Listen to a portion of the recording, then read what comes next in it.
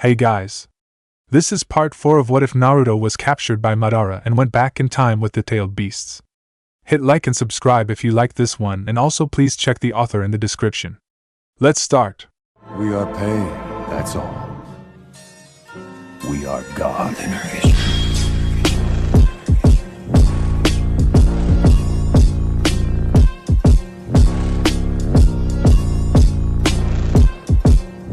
Chapter 16. Battle of the Legends. The man in front of them ripped his veil and had off his head, revealing a face most people didn't realize. Auburn hair. Dark eyes. Stern expression. Black jacket under the Kazekage cloak. Yep, definitely the fourth Kazekage under the camouflage. Creepy silence ensued. Well, that's embarrassing, Sarutobi said awkwardly. No, sensei. Jiraiya landed next to his teacher. The Sanin's hostility didn't change, and both the great toad sages on his shoulders also shared the same expression on their faces. That is indeed the fourth Kazekage. But look at his face. Sarutobi looked, and realized. That face was of the Kazekage, he knew it, but there was something different.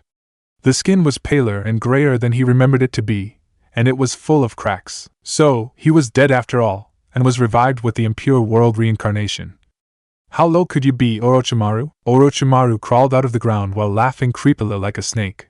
He stuck his hand into the back of the Kazekage's head, and immediately, the eyes of the corpse lost all of their life. Kukuku, so you saw through my jutsu, Sarutobi-sensei.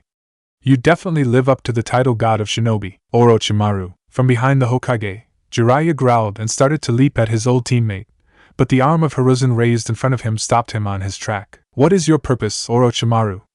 The old Hokage asked in a sharp voice. Trying an attack right in the middle of Konoha like this, when all the best shinobi of the village are gathering here. Are you trying to suicide? Suicide? The snake man laughed. You're overestimating yourself too much, sensei. Do you really think I'm here without any preparation? After all, the reason I'm here today is to kill you, and to erase Konoha from the map. Hey Gigi, pervy sage. From the center of the arena, the voice of Naruto echoed through the air. What the heck is going on here? Then the boy saw Orochimaru. Ah. You're that gay pedophile who tried to take Sasuke's virginity in the forest. Silence again. Many men in the stadium, including Kakashi, made gags of disgust. From the contestants' box, everyone turned to look at Sasuke. If you continue looking at me like that, I'll kill all of you, grumbled the Uchiha. Damn it! Protested Orochimaru, who was now fuming in rage. I told you I'm not a gay pedophile. I just want his body. Case in point, objection overruled, Naruto deadpanned. I can't believe you would even stoop to the level of a rapist, Orochimaru. Hiruzen and Jiraiya facepalmed. Oh come on, had there not been a war going on, it would have been rather funny to see Orochimaru stomping his feet on the ground like a pouting kid while explosions and screams were echoing behind him. What's happening, Baki-sensei? From a far corner of the stand, Kankuro whispered. Baki grimaced. As the Jonin commander of Sunigakure, he was entrusted with the role of the commander for all Sunigakure force during the invasion. Of course he knew Orochimaru and Otogakure were going to work together with them during the operation, but this? He'd never heard about this in any tactical meetings of the two villages before. Impure world reincarnation?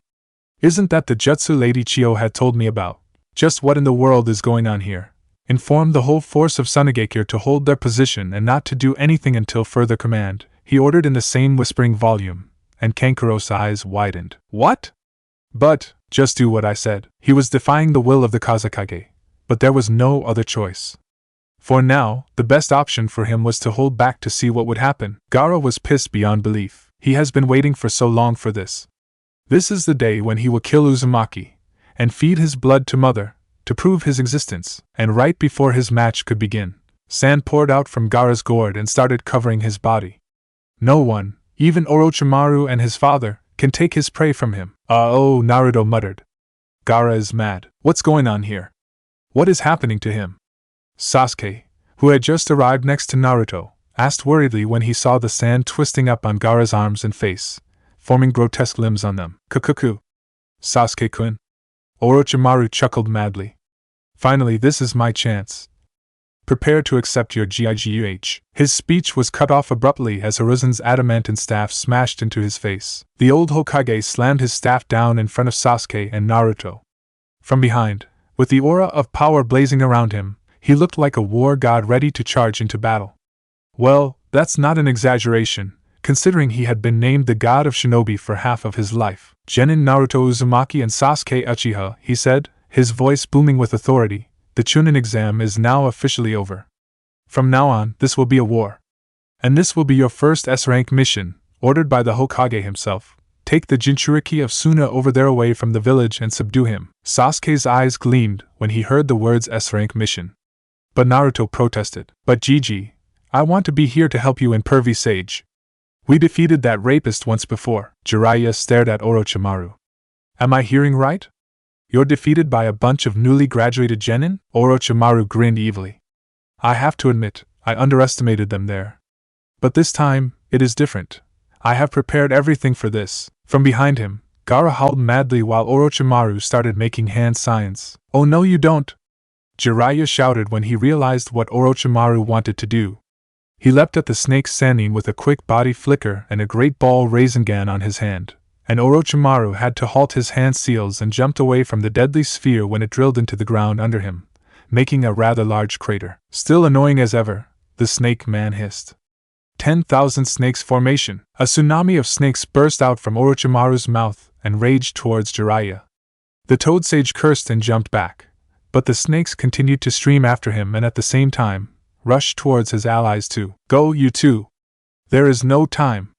Hiruzen yelled, while swatting away a bunch of snakes with his enlarged staff. But, oh, just go, will you? Naruto could only scream when a hand grabbed his collar from behind and threw him to the sky, over the walls of the stadium. Gaara snarled and leapt after him, with Sasuke following right behind. The remaining people in the battleground, Orochimaru included, gaped at Mei, who had just thrown the blonde boy away. What are you doing here, Lady Mizukage? The Hokage was the one who spoke up first. This is going to be a battlefield. Please go evacuate.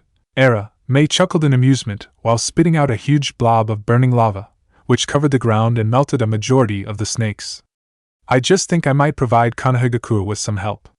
After all, today is the day Kirigakure and Konohagakure become allies, isn't it? But I think we will have to worry about those more than arguing about something that trivial, she said while pointing at where Orochimaru was standing. In front of him, 2 coffins were erected from underground.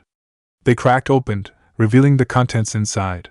The first Hokage, and the second Hokage. Shit, we're too late, Sarutobi growled bitterly. Well, at least he didn't manage to summon Minato, Jiraiya muttered. Chaos had broken out in the stadium since Orochimaru appeared. Screams of the civilians filled the air.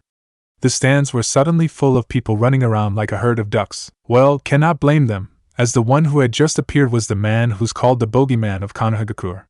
The fact that a few dozens of evil ninja wearing music note headbands, armed with deadly weapons, were now jumping at them to cut their throats didn't help a bit either. Damn! This is going nowhere. If they continue running around like that, there's no way we can fight. Guy grumbled in irritation when he drilled a sound ninja into the wall to prevent him from killing a civilian. Kakashi grimaced while swatting away his own assailant with a kick. It's true. Having civilians in the middle of a battle like this is very disadvantageous for us. We'll need to stop all the civilians. Asuma! Cover me for a while. He barked. The bearded Jonin blinked. What for? This. And get ready to dispel a genjutsu. Nirvana Temple Jutsu. Immediately, everyone saw feathers falling down from the air around them. All the civilians slumped down on their place and fell into a deep sleep, while the shinobi realized the technique immediately and dispelled it easily. Unfortunately, that also applied for the enemy shinobi. Ha! So copy Ninja Kakashi is only a pathetic fool. An Oto ninja sneered after dispelling Kakashi's genjutsu. He pulled out his weapon, a rather short but very sharp tanto, and charged at Kakashi, only for his body to be cut in half under the blade of a giant zanbato. Zabuza slammed his sword on the concrete ground of the stand and smirked. Seems you need a hand, Kakashi. I don't remember asking for your help, Zabuza. Kakashi chuckled in amusement. Zabuza snorted. I wouldn't even bother had it not been Mei-sama's order. After all, you're still the enemy I dislike the most. Yosh! Another eternal rival has appeared. Guy hollered from the background, and Zabuza cringed in horror. Kakashi shook his head. Well, it's not like we won't appreciate helps when we're in a war like this. So, he stood up, and grabbed the discarded tanto of the dead Oto ninja. It's not like he would need it anymore. Anyway, let's finish this up quick, so that we can go and help our leaders over there. He looked at the battleground, now covered by a purple wall which had just burned an ANBU member to cinder. Wait, isn't that? Asuma's eyes narrowed, The first and the second? How did they? Could it be? Is that the infamous impure world reincarnation jutsu of the second? Kurenai also exclaimed. Zabuza grinned. More reasons to settle this quickly, then. Haku, Shiro, Chojuro. It's time to show the power of Kirigakure to our enemies. Yes, sir! And with that, Konohagakure and Kirigakure once again charged into battle. But this time, they're together. Even without Minato, this is not gonna be good for us, the third Hokage muttered while glancing at the four people standing at the other end of the field. And he had a very good reason to worry. The four people standing there can surely be considered the four most powerful people in the whole elemental continent, period. The first Hokage, the legendary shinobi who had founded Konohagakure and fought on par with another legendary ninja, Madara Uchiha, in the past. Master of the wood style, one of the only techniques with the power to subdue even-tailed beasts. And unknown to most people, the Jinchuriki of the six-tailed slug. The second Hokage, the man who was known all around the elemental continent as the inventor, who had developed many jutsu and legendary weapons which were all sought after by shinobi all over the continent, including many kinjutsus such as the Shadow Clone, the Impure World Reincarnation, and even the fourth Hokage's infamous Flying Thunder God Jutsu. And he was also a master of water element, no less. The fourth Kazekage, the most talented student of the legendary third Kazekage, who was said to be able to develop the power of the magnet style to the point it can affect any types of metal, including gold. And many people said that he could create gold dust from nowhere to use as weapon too. His power over the magnet style was so great he could subdue the one-tailed tanuki, Shikaku, alone by himself, with the beast's own element. And there was Orochimaru too. Considering the balance of force, of course Team Hiruzen was having a clear disadvantage in number. Scared already, sensei? Orochimaru cackled. You'd better be, because I have perfected this jutsu to the point the second Hokage couldn't even reach. By using good bodies enhanced with the first Hokage's DNA, I was able to bring them back at their near full power. Now, he pulled out 3 kunai tagged with some strange talismans, and stabbed them into the head of each Kage. Get ready to be killed by your own teachers, sensei. Kukuku. Yeah, that's not helping them in any way either. But it doesn't mean the old Hokage hadn't got any ace up his sleeve. Thanks to Naruto, Sarutobi had already known in advance that Orochimaru and his subordinate, Kabuto, were able to use the cursed reanimation technique, and he had spent all the last 2 months to find a way to counter it. It didn't help much, though. The technique developed by Tobarama Senju is one of the most perfect jutsu ever created. The jutsu bring back the dead with all the power they had during their life, albeit weaker than the original would be, or not, if what Orochimaru had just said could be trusted. Even if the caster is dead, the jutsu will not end. The technique can only be stopped if the caster decides to end it himself, which is definitely out of the question right now, or if the reincarnated one found closure in his heart, such as seeing the dream of his life fulfilled, the one he loved admitting her feeling to him, etc., etc. There is still the case that the reincarnated breaks free of the summoning by using special hand seals, but if the reincarnated's personalities are completely erased, like Orochimaru's doing right now, there is no way those will work. I don't get it, the old man gritted his teeth. You and Suna are allies in this, we all know it. So why did you kill the Kazekage? Surprised, am I, dear sensei? Orochimaru grinned wickedly. That man was a pain to kill. Even when I ambushed him, he still put up a good struggle. A man that powerful cannot be left alive, if I want to succeed. After all, a puppet fully under my control is much better than a person who can think for himself, am I right? Ha! Blood in the old Hokage's veins seemed to boil when he heard those words. He turned back to his 2 fellow shinobi and said, Jiraiya, Lady Mizukage, I expect you to be ready to go all out in this battle. After all, this might be the hardest fight in all your life. Or even mine. That was rude coming from the Hokage, but the Mizukage only smiled. Of course I understand, Lord Hokage. After all, it is a rare opportunity to fight side by side with the most powerful Kage of the elemental countries against legendary figures of all time like this, right? You don't have to worry about me either, sensei, Jiraiya also grinned. The legendary gallant Jiraiya, Toad Sage of Mount Myaboku, is always ready for everything. He slammed his sandals on the ground, striking his trademark kabuki pose. That is not a proper behavior for a sage, Jiraiya-kun. From his right shoulder, Lady Shima, one of the great sages of Mount Myaboku, scolded him. Then, Hiruzen smiled, and throwing his adamantine staff up, he flashed through hand seals. Fire style, dragon flame bullet. A dragon-shaped inferno blasted out from the old Hokage's mouth and flew towards his 4 enemies, eradicating all the remaining snakes on the ground, signaling the beginning of the Battle of Legends. Baki gritted his teeth in rage. His hands curled into fists. What he had expected was true. Orochimaru had admitted it. And those signs on the Kazekage, the blank eyes, the cracks on the face, everything fit what Lady Chiyo had described about people resurrected by that wicked jutsu. Kankuro, take Temari and follow Gaara.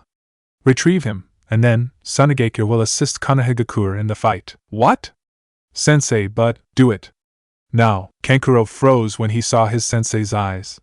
He nodded, and jumped away to where Temari was. Alone once again, the Jonin commander of Sunagakure glared at the barrier for the last time and blurred away. Orochimaru is going to pay. Sasuke, can you do me a favor? Sasuke turned to his blonde partner, his eyebrow raised. What? Naruto looked into his friend's Sharingan. When we fight Gaara, can you please don't kill him? Sasuke nearly lost his balance when his left foot slipped off a branch he was stepping on. What do you mean, Naruto? That boy is crazy. He's trying to kill us, kill you, if you don't remember. Why shouldn't we kill him when we have the chance? Because he's a Jinchuriki, just like me, Naruto mumbled. But at the same time, he's not like me. Do you remember when we first met him? Even his teammates were scared of him. He is hated and feared by everyone around him, just like I used to be. But then I got people around me who love me and treat me like a normal person. Gigi, Iruka-sensei, Pervy Sage, Kakashi-sensei, Sakura, and you, he glanced at Sasuke. But I can bet my life that Gaara doesn't have anyone like that in his life. That's why he becomes such a crazy person like he is now. I want to talk to him, to give him a chance to change his life. Please, Sasuke. The two boys didn't say anything to each other in 30 seconds. At the 31st, Sasuke shook his head. You're hopelessly naive, Naruto. I wonder how you have survived in this world for so long. Very well, I will hold back. But if things start going wrong, I will not promise anything. That brat. Who does he think he is? Naruto has lived in this world for much longer than he is. Goku snorted. Not quite this world, you know, Chome piped in. I agree, Isabu added in bitterly. No matter how good he became, he's still forever an Uchiha. There are things which will never change. That's kinda mean. Naruto defended his friend. Kurama snorted. Whatever. I still don't trust him. You already knew what all the Uchiha we have met in our lives were. They're all crazy in some ways. Naruto winced. That was the truth. All the people with the family name of Uchiha he had met in his life seemed to have some problems with their heads. Even the good guy like Itachi. Don't worry, Sasuke will not become like that, he insisted. I managed to change him once. I will be able to do it again. The ones holding the Kage titles are always the strongest of each village. They are ninja with power beyond belief who are acknowledged by everyone to be their leaders, who use their talent and power to lead the villages to victory and prosperity. They are the ones who reached incredible achievements during their lives. They are legends. However, that doesn't mean they're totally unstoppable. Especially when their enemies are also living legends. And it was true for both sides of the battle at the moment. Hiruzen Sarutobi was a 68-year-old man, meaning he's not at his prime. But right now, he was holding himself very well against not one, but 3 deceased Kage, 2 of whom were his teachers. Well, he had the assistance of 2 other Kage-level shinobi though. But there is an undeniable fact that if he had been about 20 years younger, he would have been able to fight all of them alone, and possibly win. Wham! Yeah, like that. The 3 zombie Kage were smacked away when the adamantine staff expanded to its gigantic size and swept at their heads with a force which shook the whole stadium with only the movement of the staff. They jumped up to avoid the swing, but the giant staff still managed to hit them at the stomach. Even if you are zombies, being hit by a staff with the power to knock Kurama down to the ground will still hurt like a bitch. Hashirama and Tobirama's lower bodies were completely cut off from the waist down, while the only remaining part of the 4th Kazekage was his head. Dirt immediately crawled up and remade the body quickly, and 5 seconds later, the 3 zombies returned, good as new. As I thought, power alone will not work, Sarutobi mumbled. With style, deep forest emergence. The ground cracked apart, and trees creeped out from the fissures and covered the whole battleground in Hashirama's command. In just 3 seconds, the field had become a whole jungle. Damn it! The 3 members of Team Hiruzen cursed under their breath. Having the battle terrain changed is a big disadvantage for ninja, especially when the new terrain is one their enemy is a master of. Then their eyes widened when Tobirama disappeared in a white flash. Son of a bitch. Flying Thunder God Jutsu. One of the most dangerous ninjutsu the second Hokage had ever created. The jutsu which gave Minato Namikaze, the boogeyman of Iwagakure, the infamous alias of the Yellow Flash of Konohagakure, and the title of the fastest man ever. Had it not been for Jiraiya's super-enhanced reflex and speed which allowed him to react incredibly fast, Mei would have been stabbed to death from behind by the kunai on Tobirama's hand. The seals are all on the branches of the trees. If we stay here we will not be able to hold it, Hiruzen shouted while rolling on the wooden surface to dodge another slash from Tobirama, who had just appeared beside him with another flash. He only needed a quick glance to figure out their situation. But the brutal assault didn't just stop there. Wood style, deep forest bloom, giant flowers started popping out of the branches. They burst open and covered the air with yellow pollen. Naturally, no one wanted to know what that pollen might do. Earth style, mud wall, Hiruzen bellowed, and a tall obelisk made of hard mud burst out of the ground, pushing the three ninja to the sky far above the range of the pollen cloud. Everyone get behind me! Jiraiya bellowed, and clapped his hands together. Ma, Pa, let's do it! Right! The two great toad sages chorused. Let's give those zombies a deep fry of their life. Sage art, Gomen, oil, wind and fire erupted from the sages' mouths, and in just an instant, the whole battlefield became a sea of flame. Enhanced by nature energy, the power of the jutsu was so great all the giant trees created by Hashirama's power were burnt to cinder in a blink of an eye, and together with it, the pollen. Even on top of the thick and tall mud wall formed by Hiruzen, the heat of the fire was still so incredible it made Hiruzen and Mei sweat bullets. Incredible! So that is the power of Jiraiya-sama's sage mode. One of the ANBU outside the barrier exclaimed. I rest my case. ANBU members, without a name given, are just useless. Seriously, don't you guys have anything better to do than just sitting there and staring at a barrier? Water style, water dragons dance. With just one simple hand sign, the powerful water jutsu exploded from thin air around Tobirama in the form of 10 huge dragons made of water. The serpentine creatures clashed against the raging flame, making a loud screeching noise which sounded like a hiss of a giant boa. Usually, a flame boosted by a sea of oil will not be able to be extinguished by water alone. It will just spread even further as oil doesn't dissolve in water. But Tobirama Senju is not called the ultimate master of water style for nothing. He could do many unbelievable things with water jutsu no one could even dream about. After a few seconds, the flame gave in, leaving a huge cloud of steam covering the whole area inside the barrier. TCH. Jiraiya clicked his tongue in annoyance. He had managed to destroy the trees created by the first, but he still couldn't land a hit to Orochimaru and his minions. Jiraiya-sama, get up here quick! Mei's voice boomed, and Jiraiya understood what was going to happen immediately. He kicked the ground hard and leapt into the air right before Mei completed her series of hand signs. Vapor style, solid fog jutsu, and he shuddered when he saw all the steam covering the ground turning into very strong acidic gas under the Mizuki's command. Gas, unlike other substances, is intangible. Therefore, it can spread anywhere it is able to, passing everything on its way. And being a cloud of acid, it becomes an incredibly destructive weapon which is able to melt mostly everything. Even the earth wall they're standing on was also starting to rot. Had Jiraiya been 1 second slower, he would have been turned into a pile of meat goop. The mud wall crumbled, and the 3 shinobi landed safely on the ground after Mei cancelled her jutsu. That was a big shot, commented Jiraiya with a glance at the female Kage. Yeah, but it's still not enough, grimaced Sarutobi, who was staring at something in front of them with an alarmed look on his face. Yeah, Mei agreed. There is no way it can be that easy, any? Within their sights now, there was a dome made of pure, solid gold hiding Orochimaru and the 3 zombies inside. Because of gold's immunity to normal chemical reactions, the acidic cloud couldn't eat through the barrier. The special jutsu of the 4th Kazekage, utilizing gold dust and manipulating them through his magnet-style chakra. The weight of gold dust is much, much higher than sand, even more than iron. Thus, it costs a very large amount of chakra just to move it around. And it's rare too, therefore it is unable to be carried around in large quantity like sand or iron. Yet, despite those disadvantages, the 4th Kazekage managed to pull a very large amount from the underground in each of his battle, and manipulate it with magnetic chakra, and even use it as his main weapon. It is not exaggerating when people called him the master of magnet, even surpassing his mentor and predecessor, the 3rd Kazekage. The gold barrier crumbled into dust again. But before anyone could do anything, the dead Kazekage had slammed his hands to the ground, and from under it, golden sand crept up, covering the whole surface. Oh, that's not good. Everyone of Team Hiruzen had to scramble away like mad when tendrils of gold burst out from the ground following each step they took. Summoning jutsu. Ken, give us a lift. The Susumu-wielding toad, Gamaken, appeared in a large puff of smoke, and immediately leapt to the sky before Jiraiya announced his next jutsu, Earth-style, Swamp of the Underworld. The ground suddenly turned into a giant, black swamp under Orochimaru and the 3 zombie Kage's feet.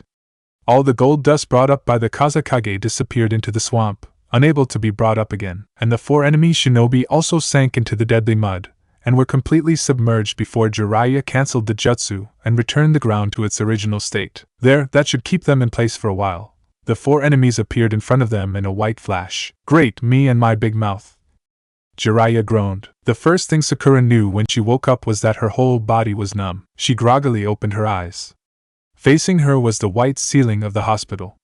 She could sense the warm feeling of bandages wrapping around her upper body and on her left arm. It seems her injuries were worse than she thought, and her body felt completely drained. Oh yeah, the battle. A throbbing pain in her chest made her wince. The effort she had made during the fight had nearly killed her. Right now, the pain was not as much as it had been before, but she couldn't feel chakra in her body anymore. Right now, the only thing she was feeling was a dull numbness. She pushed herself up by her right arm and sighed. The Chunin exam is over for her. There goes her chance to become Chunin, and her chance to prove it to Sasuke-kun that she is not worthless. Then very clearly, she heard a loud crashing noise outside of the curtain separating her bed with other beds in the room. Her reflex, honed to the maximum level possible by Anko through sheer brutality for a whole month in the forest of death, made her body react immediately, and she was jumping out of her bed even before she even realized what she was doing. And what she saw didn't amuse her a little bit. Hey, what are you doing to Hinata? From across the room, at Hinata's bed, Karen was standing there. Her hands were just an inch from removing Hinata's oxygen mask from her face. TCH, the redhead clicked her tongue in annoyance. What are you trying to do to Hinata? Sakura repeated, more slowly and clearly than before. She was starting to have a bad feeling about this. Isn't it obvious? Karen answered her with a wicked grin. I'm going to bring that Hyuga girl back to Orochimaru-sama. Sakura's stomach froze up with those words. She gritted her teeth. So, you work for Orochimaru. Got there at last, have you? Karen taunted. Right on cue, explosions and screams rang outside the hospital's walls. The invasion is starting. Soon they will come here and crush everything, just as Orochimaru-sama wants. Karen looked at the windows next to Sakura's head, where a cloud of smoke was rising across. When I bring this Hyuga girl to Orochimaru-sama, he will honor me beyond anything in my dreams. I will not let you do anything you want. Sakura growled, her working arm lowered into her battle stance. Karen smirked. How are you going to do it anyway? Your body is full of injuries, and you have no chakra left. With that pitiful body, you want to face me? Ha! Face it. There is no way you can do anything. We won't know until I try. Speaking strong like that, but Sakura also knew she had no chance. The redhead was right. No need for special eyes or anything. Just having a glance over her body right now was enough to see what a mess it was. Broken arm, broken ribs, concussion over the head, and chakra exhaustion. Right now, Sakura was even worse than a normal civilian, and she had to face a well-rested, fully powered ninja. Right at that time, the windows next to her were smashed to bits, and 3 more shadows jumped into the room. Yeah, screw that, it's against 4 well-rested, fully powered ninja now. She's dead. Oh, you guys are right in time. Now, help me kill that pink-haired bitch, and we'll bring this Hyuga back to Orochimaru-sama. Karen grinned at Kin, Dosu and Zaku. Damn it. What do I do now? Konohagakure was in total chaos. The force of Otogakure, even without support from Sunagakure, was still huge in number. Right now, they were swarming into Konoha from every direction, with backup from giant snakes with multiple heads spawning from nowhere. Screams, explosions and sounds of weapons colliding against each other rang, making a strange orchestra in the air. Hayashi Hyuga calmly swatted a dozen of Otonins surrounding him away with a rotation.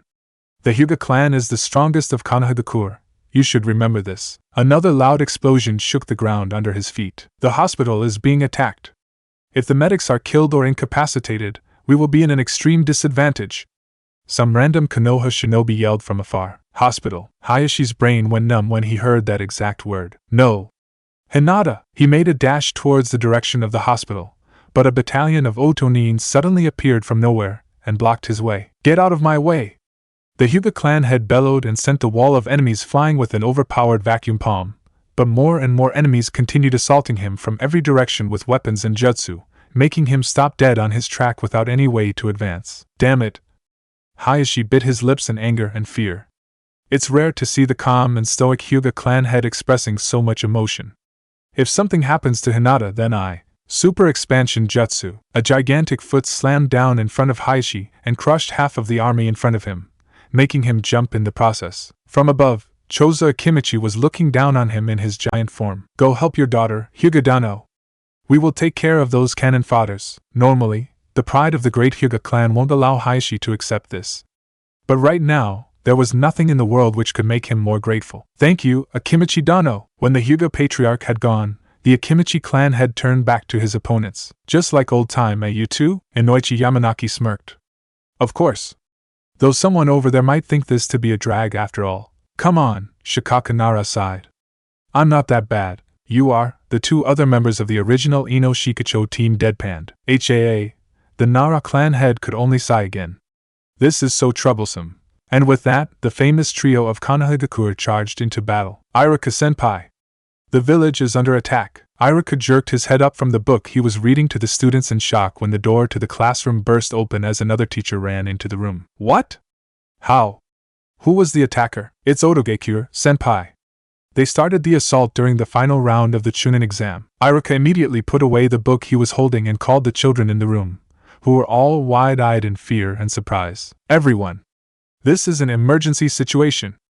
Abandon everything you're doing and follow me to the shelter immediately. Then he turned back to his fellow Chunin when the children poured out of the room. You too. Go to other classes and tell the other to evacuate now. I have alerted everyone else, senpai. There is only your class left in. Ga! The Chunin screamed and stumbled back when a shuriken nailed his right shoulder, and Iruka snapped his head back to find a group of Otogakure ninja standing in the corridor. Each of them must be Chunin at least. Man, I was hoping we would get to slaughter people when we were assigned to attack this place, but what we found is just a bunch of children and two useless Chunin. One of the newly appeared gang complained. Well, we can always kill them instead, then go for that shelter, he said. Another one sneered in a lecherous tone. I bet there will be many women there too. Less talking, more killing, you fools!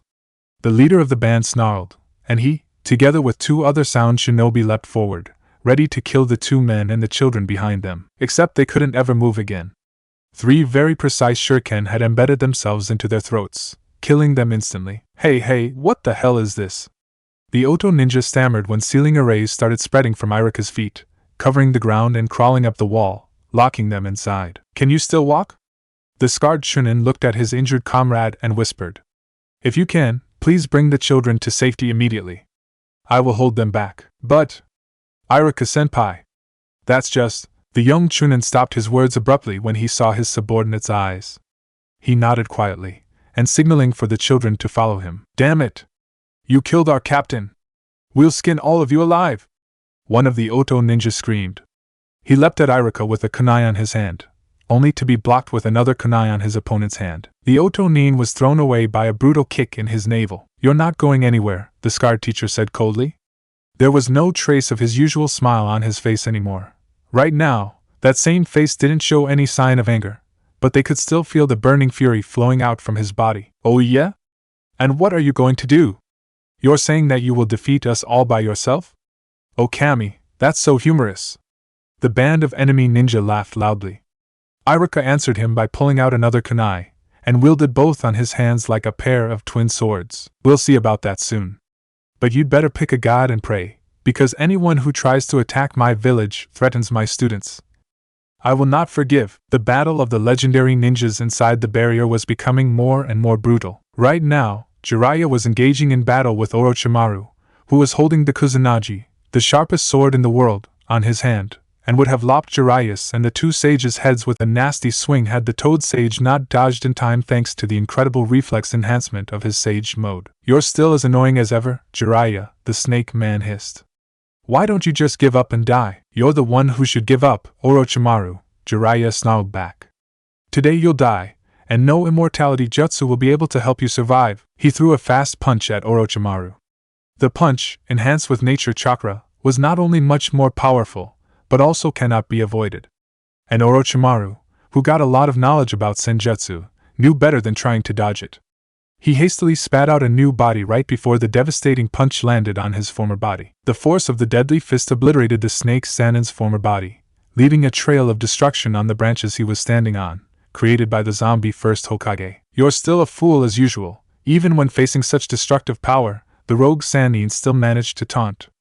"Even with all the power you have now, you will never defeat me.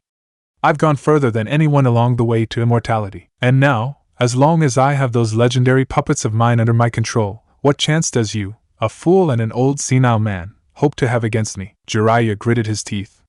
He didn't want to admit it, but the point Orochimaru had just made was too obviously true. Right now, his sensei and the Mizukage were struggling against the three zombies.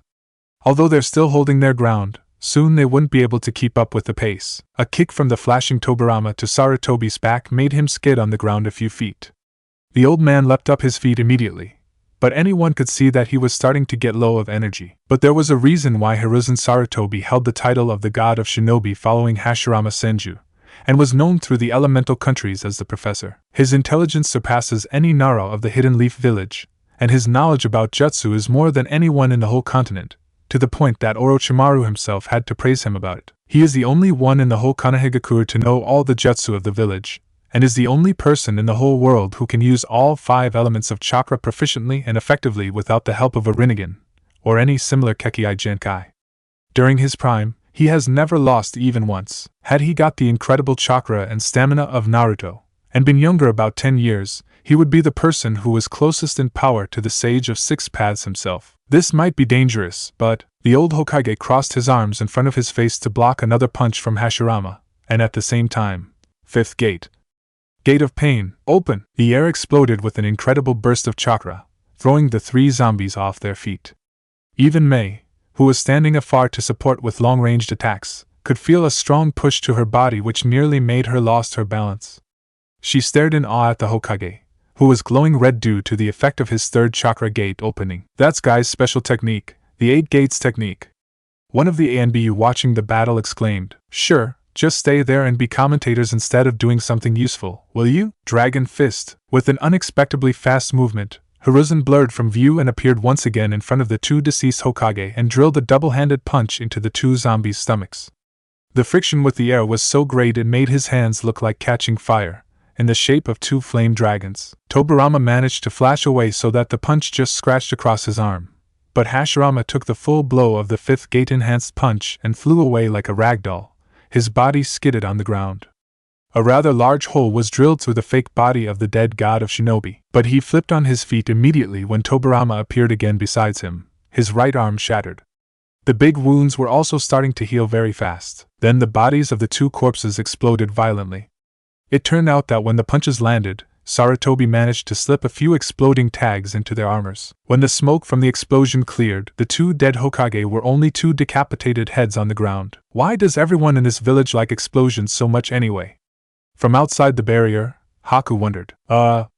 Maybe because art is a blast. Chojuro answered hesitantly. 00000. Youth. A blond man who looked suspiciously like a woman suddenly pumped his fist and screamed to the sky. "What the hell are you doing?" His partner, a man dressed in something looking like a robot, grumbled. The blonde just pointed at him with a smirk. "Ha! In your face, Sasoridana. Someone in this world has realized the beauty of my art, idiot." The puppet man just sighed. 00000. No, still not enough. Even without the vast knowledge of his teacher about jutsu, Jiraiya knew. People resurrected by this technique cannot be killed by normal means. Even if the body was blown to smithereen, it's only a matter of time before they recovered. What he didn't understand was why his sensei continued to charge at the 2 bodiless regenerating heads and brought his gigantic staff down at them. But before the old man could smash the 2 heads to pulp, a huge slab of metal from the ground suddenly slammed into his body, throwing him away. The dead Kazekage had abandoned his fight with Mei and changed his target to the old Hokage. "You see that? No matter how hard you try, you and the old man will never be able to beat me," Orochimaru continued gloating in glee. "Now die!" He launched another deadly slash at Jiraiya, but this time, the Toad Sage had anticipated the move and jumped aside before the slash could connect. He retreated back to his teacher, who had now regained his balance. "This is hopeless," the sage grimaced. "No matter how hard we fight, they just come back. It's just like we're running in circle.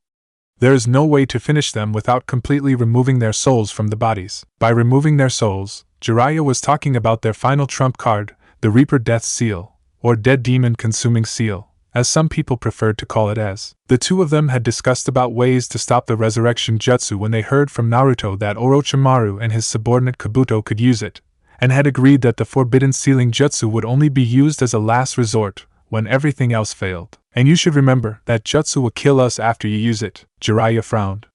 I know, but there's no other choice. If it continues like this, we're all going to be killed without being able to do anything. Even you have to resort to the 8 gates now, don't you see? Your body won't be able to make it. I know, the Hokage answered calmly with a slight smirk. And I already had a plan. This time, none of us will die here, and we'll stop Orochimaru together. Jiraiya's eyes widened. Wait a sec. I feel something. Naruto's steps suddenly slowed down. I feel some hostile signatures coming towards us.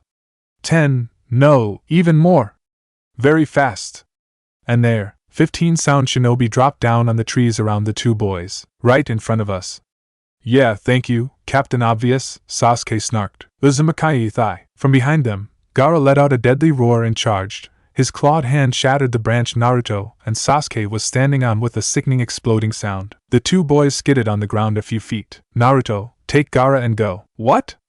Naruto was startled by the tone of Sasuke's voice.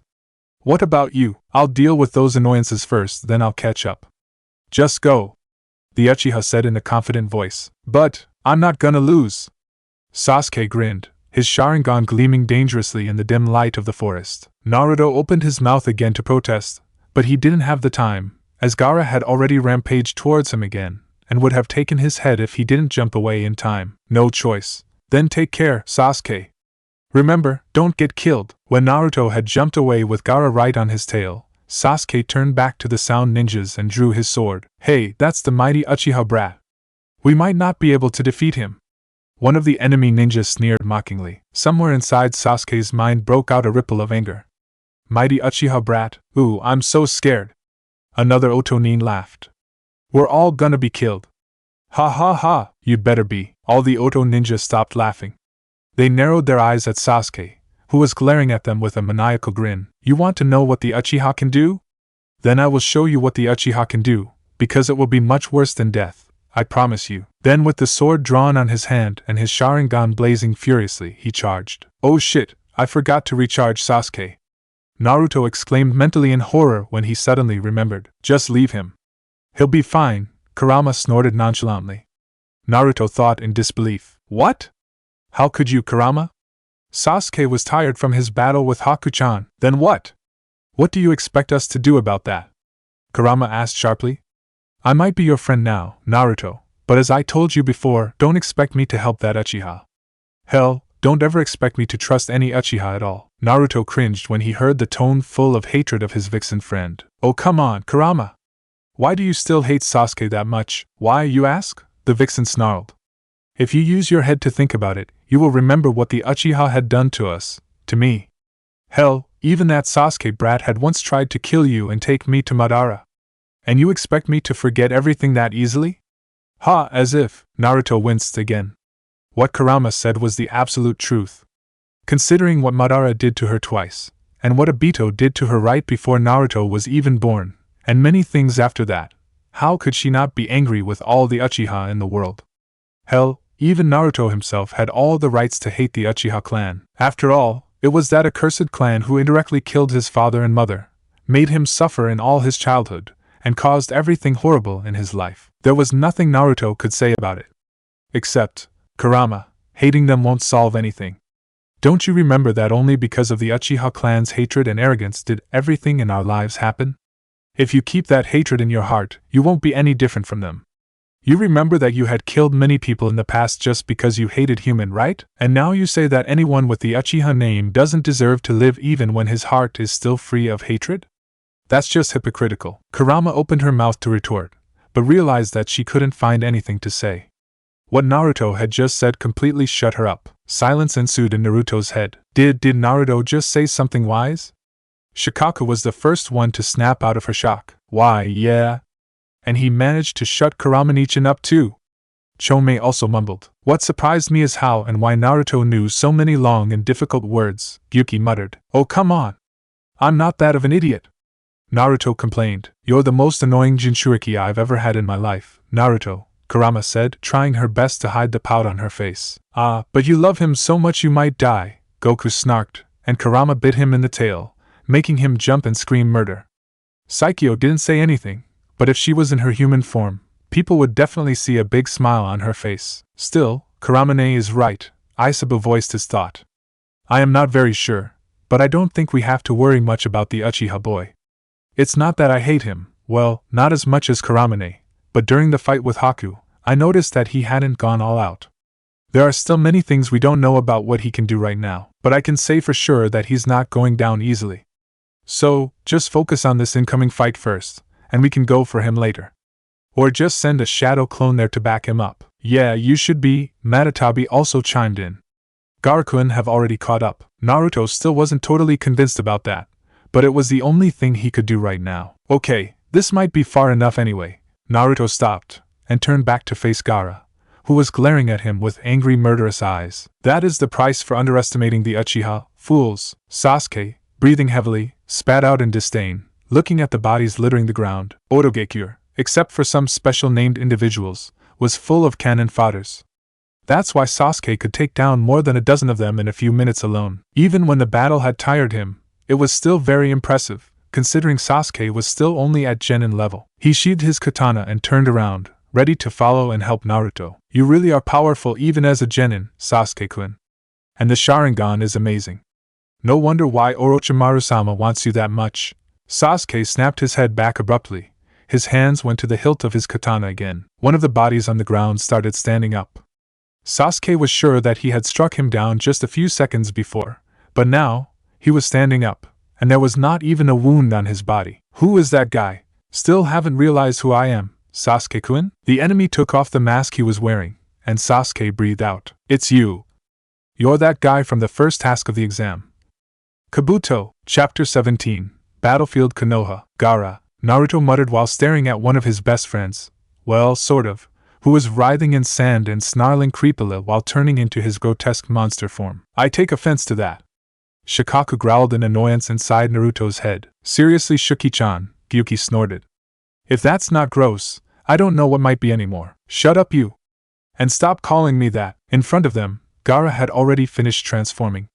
Right now, his upper body was covered in sand, forming a mini Shikaku body with two clawed arms and a tanuki face with coin-like eyes. He grabbed the branch he was standing on with his clawed hand, and Naruto suddenly felt a sense of foreboding. He jumped aside, right before the cannonball called Gaara crashed into his face and obliterated the tree under his feet. Scared of me, Uzumaki? Where is that power of yours? Show me. Give it to me so I can crush it. And I thought the Gaara of our time was creepy enough. Naruto grimaced. Before, when Gaara hadn't been his friend, he could strike him down without hesitation, as Gaara still had been his enemy at that time. But now, he hesitated. He couldn't shake the feeling of Gaara being his friend out of his head. How can he possibly fight a friend he had known for such a long time? Naruto!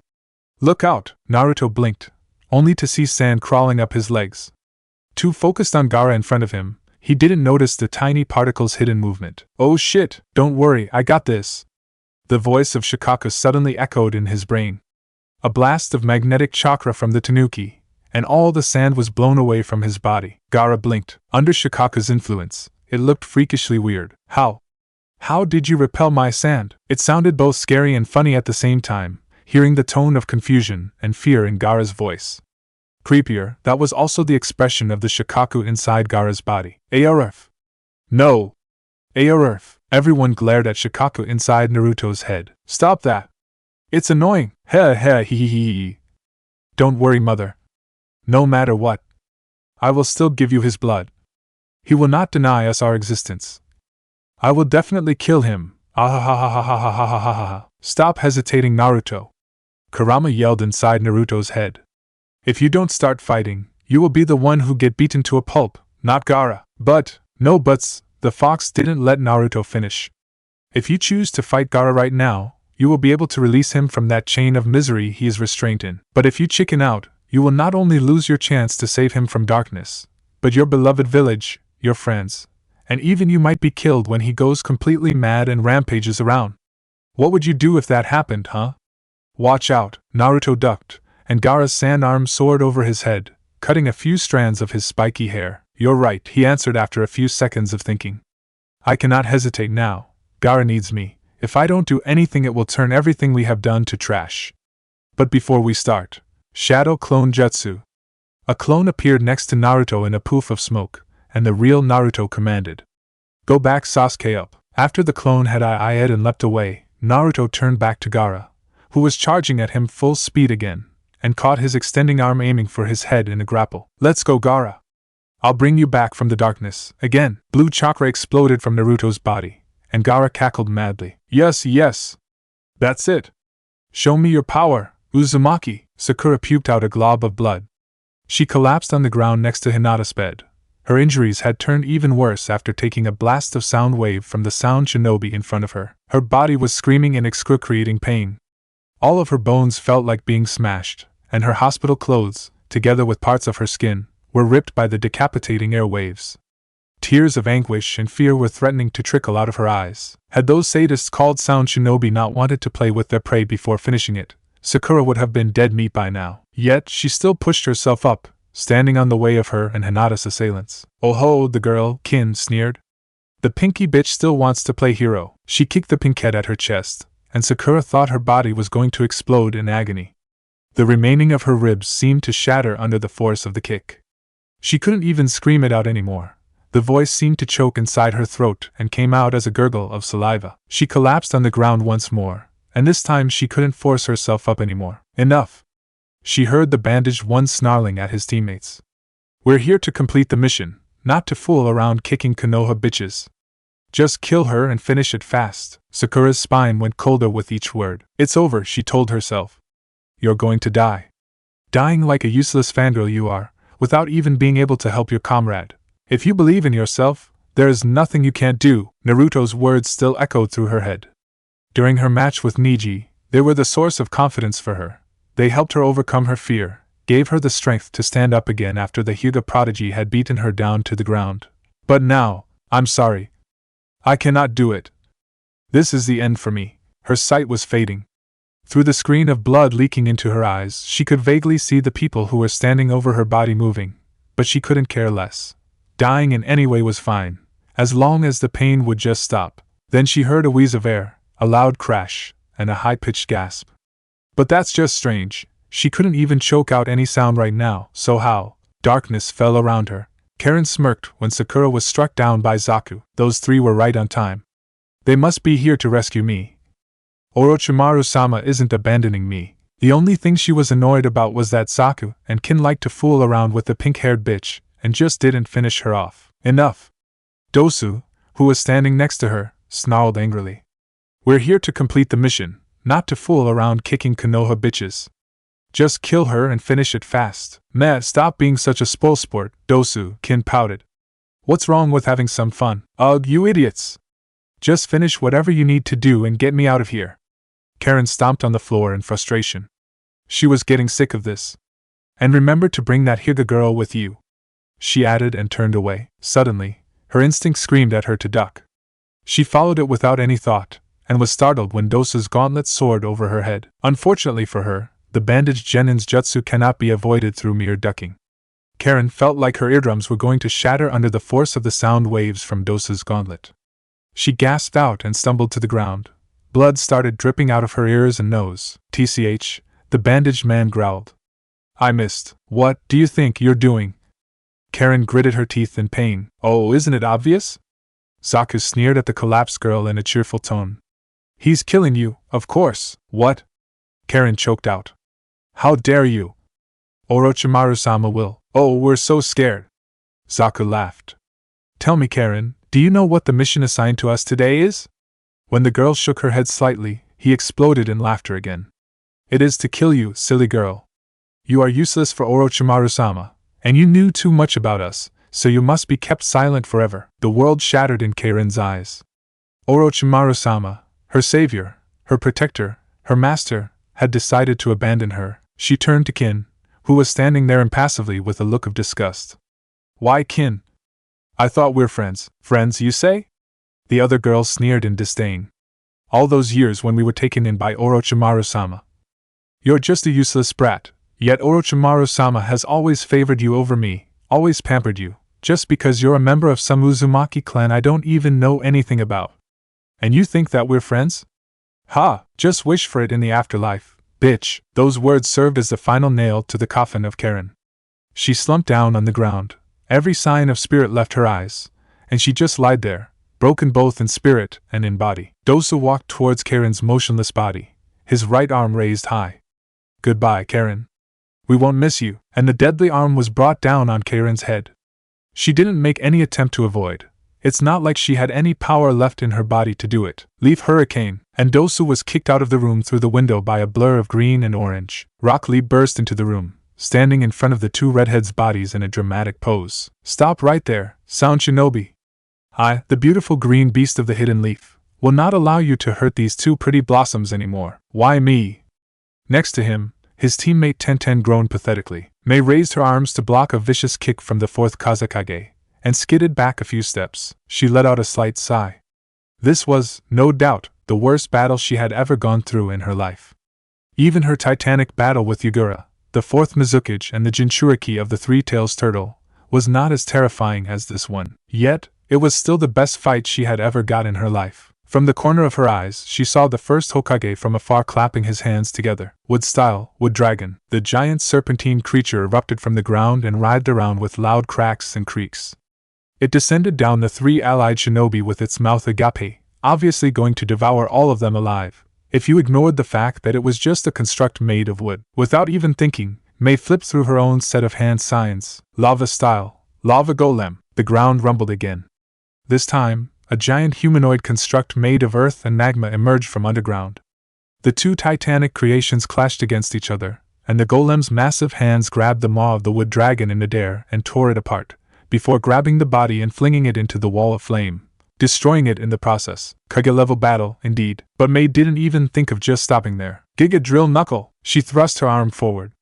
The golem, at her command, immediately launched its arm at the two zombie Hokage with the speed of a rocket, the fist spinning wildly as if it was a drill made of rock and magma. The force generated from the punch was so great that the air hissed furiously when the rock fist soared across, and the second Hokage had to resort to his flying thunder god again to avoid being crushed to bits by the deadly fist. The two zombie Kage appeared again behind Mei, and Tobirama swung the kunai on his hand at her for his signature flying thunder god slash.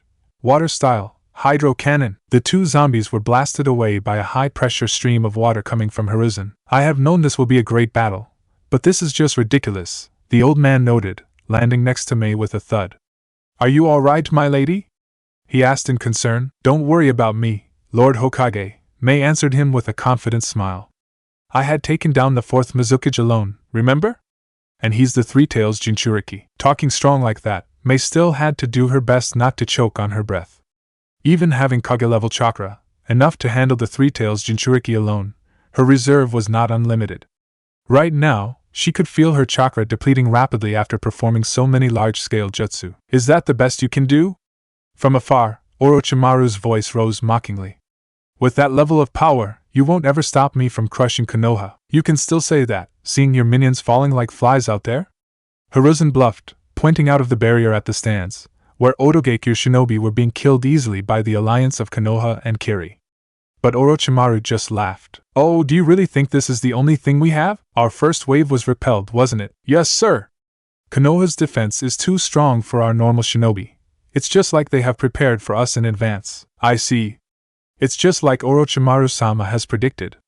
Then, it's our time to move. Sasuke winced when his sword collided with his opponent's rather weird choice of a weapon. Instead of a kunai, or a sword, or anything similar, the glass man in front of him was fending off his attack with an Operation Scalpel. And yet, it felt just like he was just toying with him. I knew it. Sasuke gritted his teeth while backing away, breathing heavily.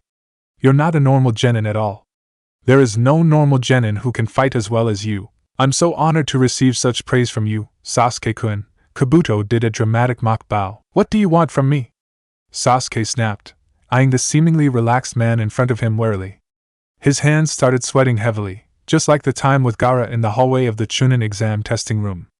But this time, he was alone. Instead of answering, Kabuto chuckled. Such intense spirit. And a powerful body, no less. No wonder why Orochimaru-sama got his eyes on you, Sasuke-kun. A pity you refused his gift he was going to bestow upon you in the forest of death, Sasuke spat out. I don't need any gift that pedophile of a Sannin wants to give me. Oh really? Kabuto smiled. I wonder what you would say after you see this. And Sasuke cringed when he felt an incredible source of chakra exploding from afar, in the direction of the village. Neji stared at the 5 men standing around him with narrowed eyes. He didn't even need to activate his Byakugan to know what was happening outside. All those sounds echoing through the infirmary wall were more than enough for him to understand that there was a great battle going outside, and the fact that 5 Otogekure ninja were surrounding him helped a lot too. His uncle had departed, leaving him alone with many things to think about. But it seemed there was no time for him to sit down and meditate through it anymore. The 5 enemies jumped Neji at once, and the Hyuga acted in reflex. Rotation, his absolute defense, a little bit weaker due to his lack of chakra, was still enough to send the 5 assailants into the walls of the infirmary. A quick tap to each of the enemy shinobi's chest, and they slumped down on the ground. His body still hurt from his battle with Sakura, but Neji considered himself still able to move and fight, and that was enough. His chakra was replenished mostly by a few soldier pills he found in the infirmary. He stood up and walked out of the room. Konoha needed another soldier for her defense against the invaders, and she had one more already. This guy, I should have known, lazy bastard. Munch. Shikamaru bolted upright from his lying position when Akamaru bit him at the bicep. He jumped up flailing, swinging the poor white puppy around in the process. I can't believe you, Shikamaru! Ino screeched. The village is under attack, and you are lying here sleeping? What kind of shinobi are you? Ugh, troublesome girl, the Nara boy groaned. Why should I fight? I just wanna sleep. Akamaru answered him by sinking his fangs deeper on his arm. Ow wow. Stop that, stupid mutt. Hey! Don't speak of Akamaru like that. Kiba protested. The bickering of the kids was rudely interrupted by a body soaring over Shikamaru's head. They turned, and saw the last dozen of Otogekure's shinobi standing on a line, their hands weaving through the same set of hand seals. There's no doubt, they're getting desperate. They're trying to kill all of them, together with as many civilians as they can. Not on my watch! The genin could only feel what seemed to be a gust of wind swept through where they were sitting before the Otonin were blown away, one by one. The poor enemy ninja slammed at the barrier surrounding the arena, and were immediately burned to cinder in the infernal flame forming it. Terrified and agony screams filled the air. Mado Guy, the one who was responsible for the attack, turned back to the terrified genin and gave them his trademark youthful thumbs up. And that was the end of them. The invading Oto shinobi in the stadium were all exterminated by the Jonin of Konoha, with the help of Zabuza and his students from Kirigakure. The only enemies left in the stadium were Orochimaru, his zombie Kages, and the Sound Four, who were busy holding the deadly barrier intact. What speed? Ino spluttered in disbelief. Why, yeah. Choji also muttered. He was so surprised he even dropped the last crumb of chip, which had been in his gaping mouth for a while. I can't even see him move. What are you 5 doing? Kurenai landed next to Kiba. You should have evacuated while you still could. Or you could have just stayed in Kakashi's genjutsu and slept. Well, I would have if those troublesome people hadn't had the brilliant idea of letting a dog bite me. Shikamaru retorted. Everyone glared at him. Sorry, Kurenai-sensei, we cannot do that, Shino said stoically. The village is under attack, and it is our duty to protect her, even if we're just genin. That's what we learned all the time during our days in the academy. Kurenai cringed hearing the answer from her student. But, such youthful thinking, Aburaim-kun.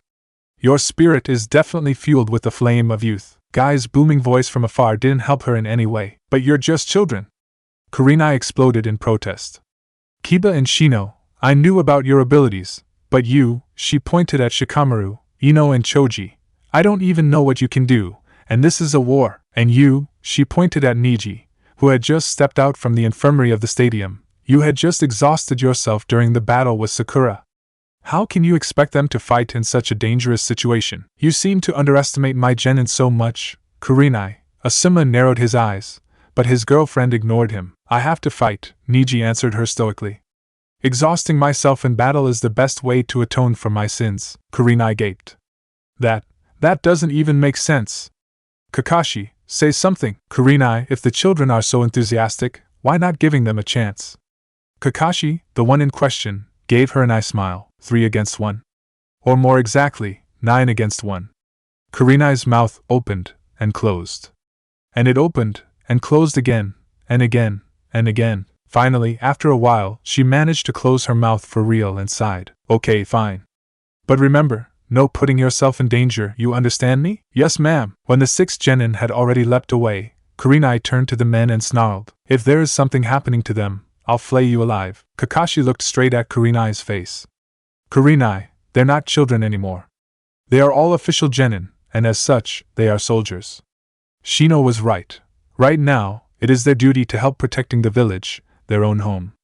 You cannot be their mama bear forever, Kurenai. That would just do more harm to them than safety. What youthful thinking coming from you, my eternal rival! Guy bellowed again. I have also dispatched my youthful students Lee and Tenten to the hospital to assist. See? Kakashi gave her his eye smile, wisely ignoring the eccentric parts. Besides, we got preparation, and we're winning right now. What's the worst which might happen? Right on cue, chakra spiked up from the direction the kids had just ran towards. A series of loud explosions echoed through the air, and a slight shockwave washed across the stadium. As I said, I'll flay you alive, Kurenai hissed, and the 3 men cringed. The woman grabbed her male colleagues' necks and pulled them away, before the amused looks of their Kirigakure allies. The captain of the 13th Regiment of Otogekyu's assault force shivered in confusion when his men were stopped dead on their way by a hail of kunai, shuriken, and exploding tags raining down on their head. Orochimaru-sama's plan was flawless. Only very few people were mentioned about the invasion before it started. Even most of Otogekyu's soldiers hadn't known anything about it until the Snake Sannin announced it officially, just about 10 days ago. Yet, they couldn't even set foot into the inner parts of the village. All the holes in their defense, as pointed out by Kabuto, where they were supposed to march into to break through, were somehow their strongest defense points now. It's just like Konoha had known what they were doing in advance, and had already figured out every way to fend off their assaults. Summoning Iron Maiden, a statue of a fortune cat appeared from midair and fell on top of the giant snake summoned by Sound Shinobi, crushing its head immediately, together with the poor captain. I didn't know that your Iron Maiden technique could be used like that, one special jonin in the interrogation division commented. There are still many things you don't know about me, Ibiki Marino answered with a smirk. He snapped his finger, and the statue disappeared in a puff of smoke, leaving the crushed head of the snake on the ground in a big crater. In no time, the elite force of Konohagakure had managed to keep their enemies in a stalemate, and was on the verge of pushing the invasion force back, until, Gwaahawa, what's that? Ibiki turned to the direction the scream originated from. And he wasn't amused a little bit. That's not gonna be good, Ibiki muttered. Konoha had prepared for an invasion from Otogekyu shinobi, and had already developed a plan to repel the assault with minimal casualties. Except for a few civilians who booked their seats at the stadium and some children in the academy set up to fool the outside eyes, all the civilians of the village were evacuated secretly by the ANBU force to a series of safe bunkers at various locations within Konoha, so that there would be no great casualty during the defense of the village. Even most shinobi of the village weren't mentioned about this, in case there was a spy in their rank. Most shinobi of the village, however, were trained specifically to deal with surprise assaults.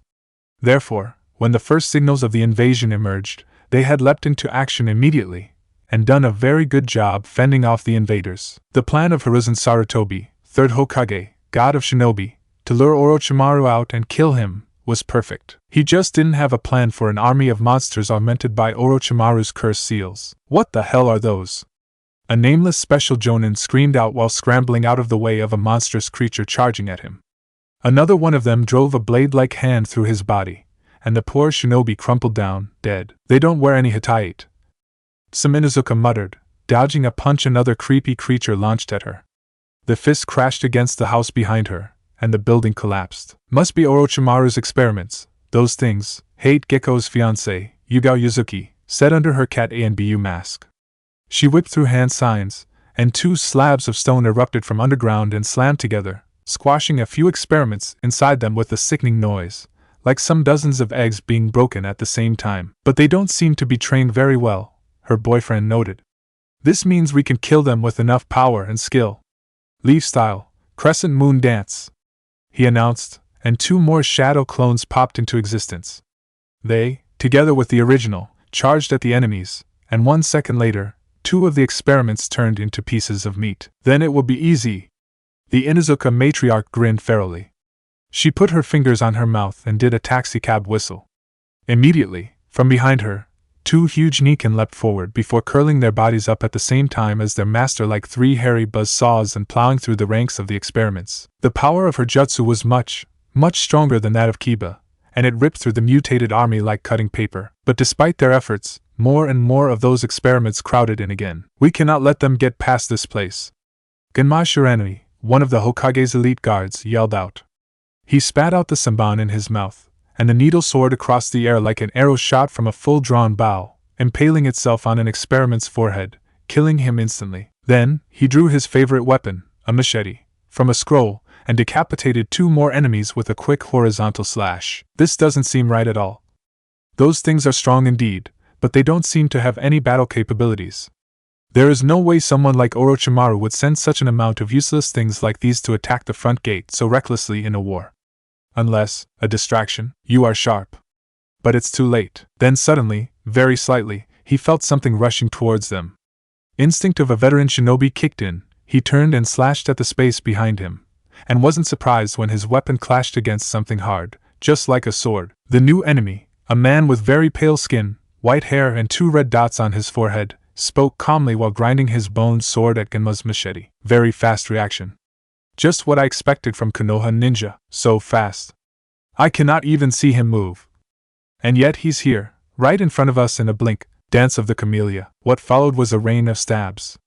The log, which Genma had used hastily to substitute himself with, was shattered to bits under the vicious assault. This is gonna suck. Then the ground shook. Two Oto Chunin popped out of the ground, in a rather quiet place in the center of Konohagakure. Is this place good enough? Yeah. The two simultaneously went through the same set of hand signs. Summoning jutsu. A big summoning array spread out from where they stood, and smoke filled the air. Jugo of the scales blinked when he stepped out of the cage containing him. The last thing he remembered was that he was still inside his cage in the northern hideout. Then, without any notice, his consciousness left him. And now, when he finally woke up, he realized that he was in a strange residential area he didn't know, and all around him were blood, flesh, bones, and explosions. From afar there were 6 kids with leaf symbol headbands running towards him. His mind immediately went into overdrive. The adrenaline inside him, in combination with the wildly active special enzyme his body created in order to allow him to absorb nature chakra passively by himself, surged into life upon the glimpse of gore in front of him, and flared up uncontrollably. He gasped out when nature chakra started flowing into his body. He tried to fight back, but more and more of the powerful energy filled his chakra network, and his body was already starting to change. Throwing his head back, he let out a blood-curdling scream. What the fucking fuck? Kiba exclaimed, staring in horror at the morphing man before him. Never before had he felt such a powerful chakra. I told you that we should have just stayed there and sleep. Shikamaru groaned. What a drag. The transformed man looked up. His eyes were strange. The scaras were black instead of the normal white, and the irises had a sick yellow color. And the mad gleam in them sent chills into all the genin's spines. His whole body twisted. From his back and on his arms, cannon barrels sprouted out. Shikamaru paled. Shit! Duck. It's incredibly lucky for him to do that, because right at the time the sentence was blurted out, the man exploded. Blasts of pure chakra shot out of the cannons on his arm and in his back to every direction. Thanks to Shikamaru's warning, the 6 genin ducked in time, but they could still feel the heat of the beams scorching the air above them. Street blocks were destroyed. Explosion filled the air. The only thing they could see was fire and light. They were thrown off their feet, and Shikamaru crashed on the ground with a loud thud. His face skidded on the road painfully. And before anyone could even stand up, the mutated man started moving. Fast. In a blink of an eye, his arm, now having the shape of an axe, had smashed into the asphalt of the street, right where Shikamaru would have been standing had he not jerked himself up just half a second ago. Only sheer luck had saved the Nara from being split in half, but the blade still managed to make a deep cut on his right leg. You are dead. The monster cried out gleefully. I kill you! Ha ha! Then suddenly, a giant fist hit Jugo full force at his side and launched him away. The man flew through the sky and slammed into a building nearby, and was immediately lost in a rain of burning steel, glass, and concrete. At the same time, another hand pulled Shikamaru away. Even without any words exchanged, the genin all knew that this was an enemy they couldn't defeat. Hell, they could not even survive if they hang around too long. So they did the very thing a sane person would do in this case. They bolted away before the transformed man could recover. And it seemed they did the right thing, because right after they departed, the collapsed building exploded. The strange man stepped out from the ruin, completely unharmed. If there was anything, it would just be that he had become even madder than before. What a drag! Sasuke stared at the direction the incredible explosions of chakra came from in horror. Sweat started forming around his face. That chakra was so strong, it might even be as strong as Naruto's golden chakra form. But at the same time, it was completely different. Naruto's chakra was powerful, but it was lively and warm. This one, it felt dark and mad. For the first time since the battle with Orochimaru in the Forest of Death, Sasuke had felt such fear creeping into his spine. See that, Sasuke-kun? Kabuto smiled. That's only a small bit of what Lord Orochimaru can give you if you come with him. He can offer you powers beyond everything you can imagine. You will even have the power you need to defeat your brother, who massacred your clan, and get the revenge you have been longing for. Shut up! Lightning lashed out from Sasuke's hand, aiming at Kabuto. The glass man jumped aside to dodge, but Sasuke closed his lightning-covered hand into a fist. 5 spears of lightning burst out from the tip of the already launched Chidori sharp spear towards 5 different directions, skewering Kabuto, who was seemingly too shocked to continue avoiding. Sasuke smirked, until the body of Kabuto melted, revealing it was just a mud clone. Damn it, Sasuke-kun, the voice of Kabuto rose from behind him. You are an Uchiha, you deserve to have the power. Right now, you're just a mere genin with some meager jutsu. Your teammate, Naruto-kun, was trained by Jiraiya of the Sannin. Soon, he will surpass you, and you will become the loser. You can't let that happen, can you? Sasuke's hand froze in midair upon hearing that sentence. Orochimaru-sama can help you become stronger than anyone, the silky voice of Kabuto continued whispering on his ears. Naruto-kun. Kakashi, even Itachi. He can even help you advance your Sharingan to a level no Uchiha, not even Itachi, could ever do. You can also awaken the same Mangekyo Sharingan as me. However, there is a requirement. What are you blabbering about? The Mangekyo Sharingan is the greatest power a Sharingan can get. Kabuto's eyes twinkled behind his glasses. Oh, is it really? Don't listen to him, Sasuke. Suddenly, Naruto dove down from the sky with 2 Rasengan on his hands. The deadly maelstroms descended on Kabuto's head, and would have pulverized him had the glass ninja not jumped out of the place on time. Instead, they drilled into the ground, making 2 rather deep craters. TCH. Kabuto clicked his tongue. It seems we will need to leave this conversation to another day. Just remember, Sasuke-kun, we'll always welcome you. And with that, Kabuto sank into the ground and disappeared. Damn it! Naruto, or rather, the clone of Naruto, cursed loudly. I missed him. Naruto? Sasuke blinked. What are you doing here? I'm just a clone, Naruto explained. The boss is fighting Gaara somewhere ahead. He told me to assist you and then return to him. Then he stared at Sasuke. Are you okay, Sasuke? You look kinda pale. Do you need to? No, I'm okay, Sasuke cut him off. But, I said I'm fine. The Uchiha snapped. Then, seeing Clone Naruto's face, he cringed. Sorry. But we need to catch up with your boss before he does something stupid and hurts himself. Hey! We're not that stupid, Sasuke smirked. We'll see about that.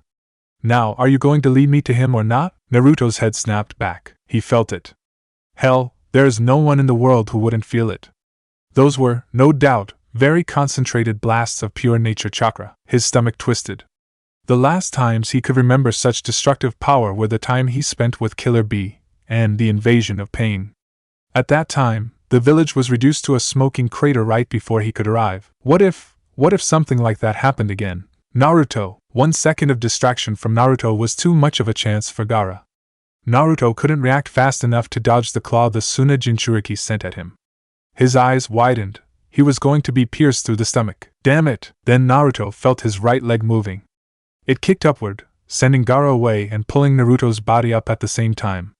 His body made a backflip and landed heavily on a branch nearby with a thud, crotch first. With both his legs spreading eagle, from across the elemental countries, all men and 2 girls cringed at the same time. Yes, even Gaara. Even Orochimaru and the 3 zombie Kages inside the barrier. Oops. Naruto struggled up. Despite the excruciating pain in his private area, he still found a great gratitude towards the beast who had just saved his life. Thanks, Goku. You just saved my life, and I don't think I can do it another time, the monkey snorted. Pay attention, will you? You cannot survive in a battle without focusing. But Naruto bit his lips. Did you feel that? That was an incredible amount of nature chakra. What if? He started panicking. What if it was like that time, when Nagato invaded Konoha?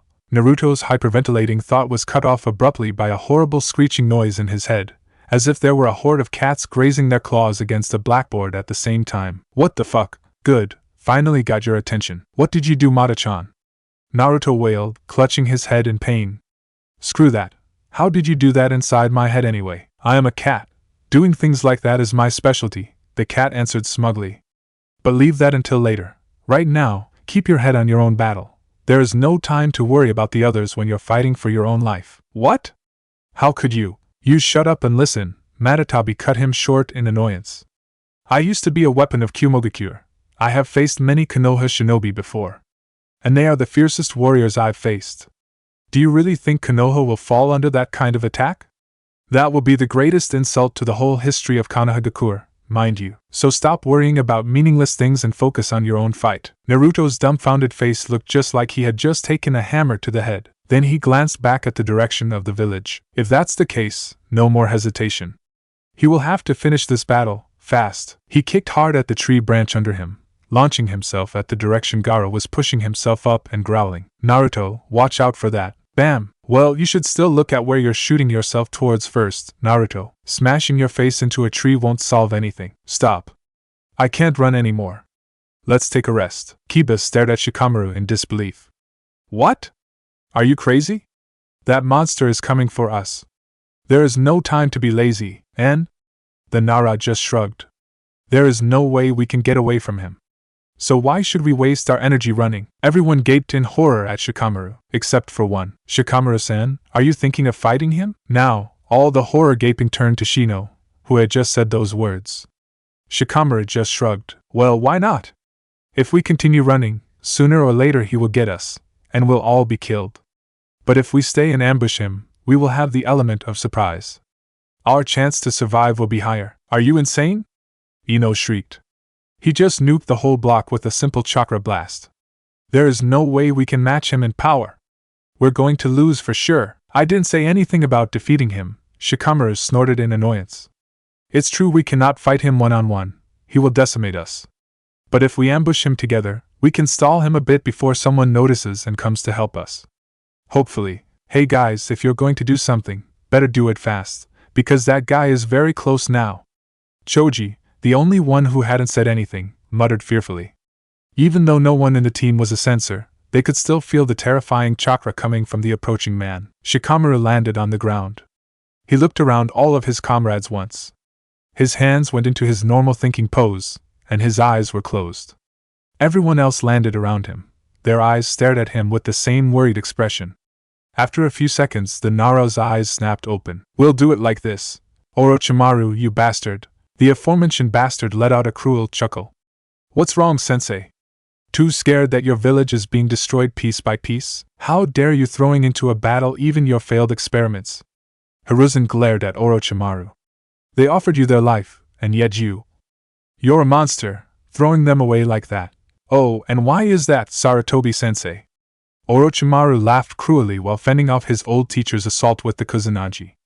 They're powerful, and they're expendable, unlike the shinobi you love with all your heart. While you're stuck here waiting to be killed by me, your precious village out there is being destroyed, and your beloved citizens are being slaughtered. And you cannot even do anything about it. Now do you see how useless you are, as a Hokage? The old Hokage swatted the blade away. In his voice, the tone of grief was clear. You are right. I have failed many things in my life.